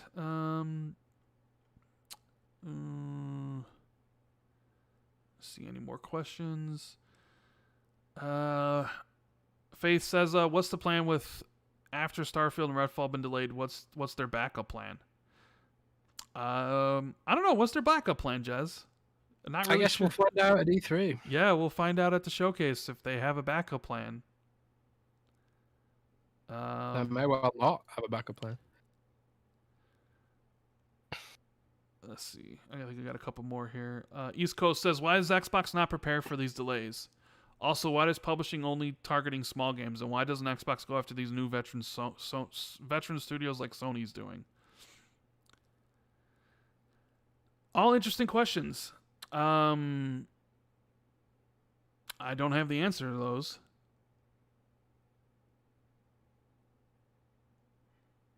Yeah, it's hard to say. Yeah. I mean, who's to say that they aren't going after the veteran studios? Like, I think Blizzard's a veteran studio. Well, I think he's mean like Haven, the Jade Raymond studio, or like the people from Treyarch and Deviation, like veteran studios like that. I guess it remains to be seen which ends up being a better strategy. Microsoft wants to compete with Tencent. They're happy with where they are in the console space, and they're happy with the market share they've got. And they said in their financials that their share of the console market has grown. So, it's almost like they're happy with where they are on Xbox, and what they're not happy with is how damn big Tencent is, and how Tencent could end up eating Microsoft's lunch. That's like Tencent is the spooky boy in all this. They really are quite spooky. Their games are massive. You don't appreciate how big some of Tencent's games are, like Valorant and their mobile games and stuff like that. They're just massive. They're a massive, massive, massive company. Microsoft wants to take them on, and they feel like Blizzard. They need Blizzard to do this, and that's why we're going to see Blizzard start pumping out mobile games left, right, and center to try and capitalize on what goodwill it's got left in some of its IP before it runs out completely. But Microsoft's hoping that they can build that back up, and I'm hoping to God they can as well. But I get that like a lot of people here are Xbox fans, and they don't necessarily care about Tencent because Tencent doesn't even put its games on console. But that's the whole point. Tencent is as big as it is without putting its games on console because they're that huge. And Phil wants Xbox to be like Tencent and then bring the console market along for the ride too, and take it all to the next level. So Phil's just thinking bigger with some of this stuff. And I guess we just have to wait still for the console stuff to materialize. There's that word again, waiting. Sonic says, do you guys think Fall Guys would be a good get for Game Pass with them rumored to announce an Xbox and Nintendo port on the 16th? Well, that depends. This is one of the other big announcements for Fall Guys is that it's going free to play. It very well could be. I mean, I believe it's owned by Epic, right? Like now, like they were bought by Epic.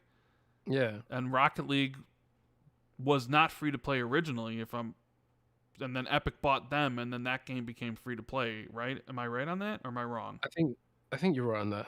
So I could easily see Fall Guys, the big announcement being that it's free to play, and then it's finally coming to these other platforms, and then guess what company owns half of Epic? Tencent. Yeah. Faith Wallace says, I heard there's talks that Gotham Knights is going to be a backup plan to Starfield and Redfall are here to 2023. I mean, those are just people speculating that Microsoft has to do something and they need a big game for Game Pass. And the only game we know that is announced for this fall that isn't PlayStation co-marketing is Gotham Knights. So that's why you hear it might be Gotham Knights. Nobody actually knows. It's just people are just, being like, what's left? And the only game that's left is that game. So Red 13 says, any word on Xbox and Ubisoft?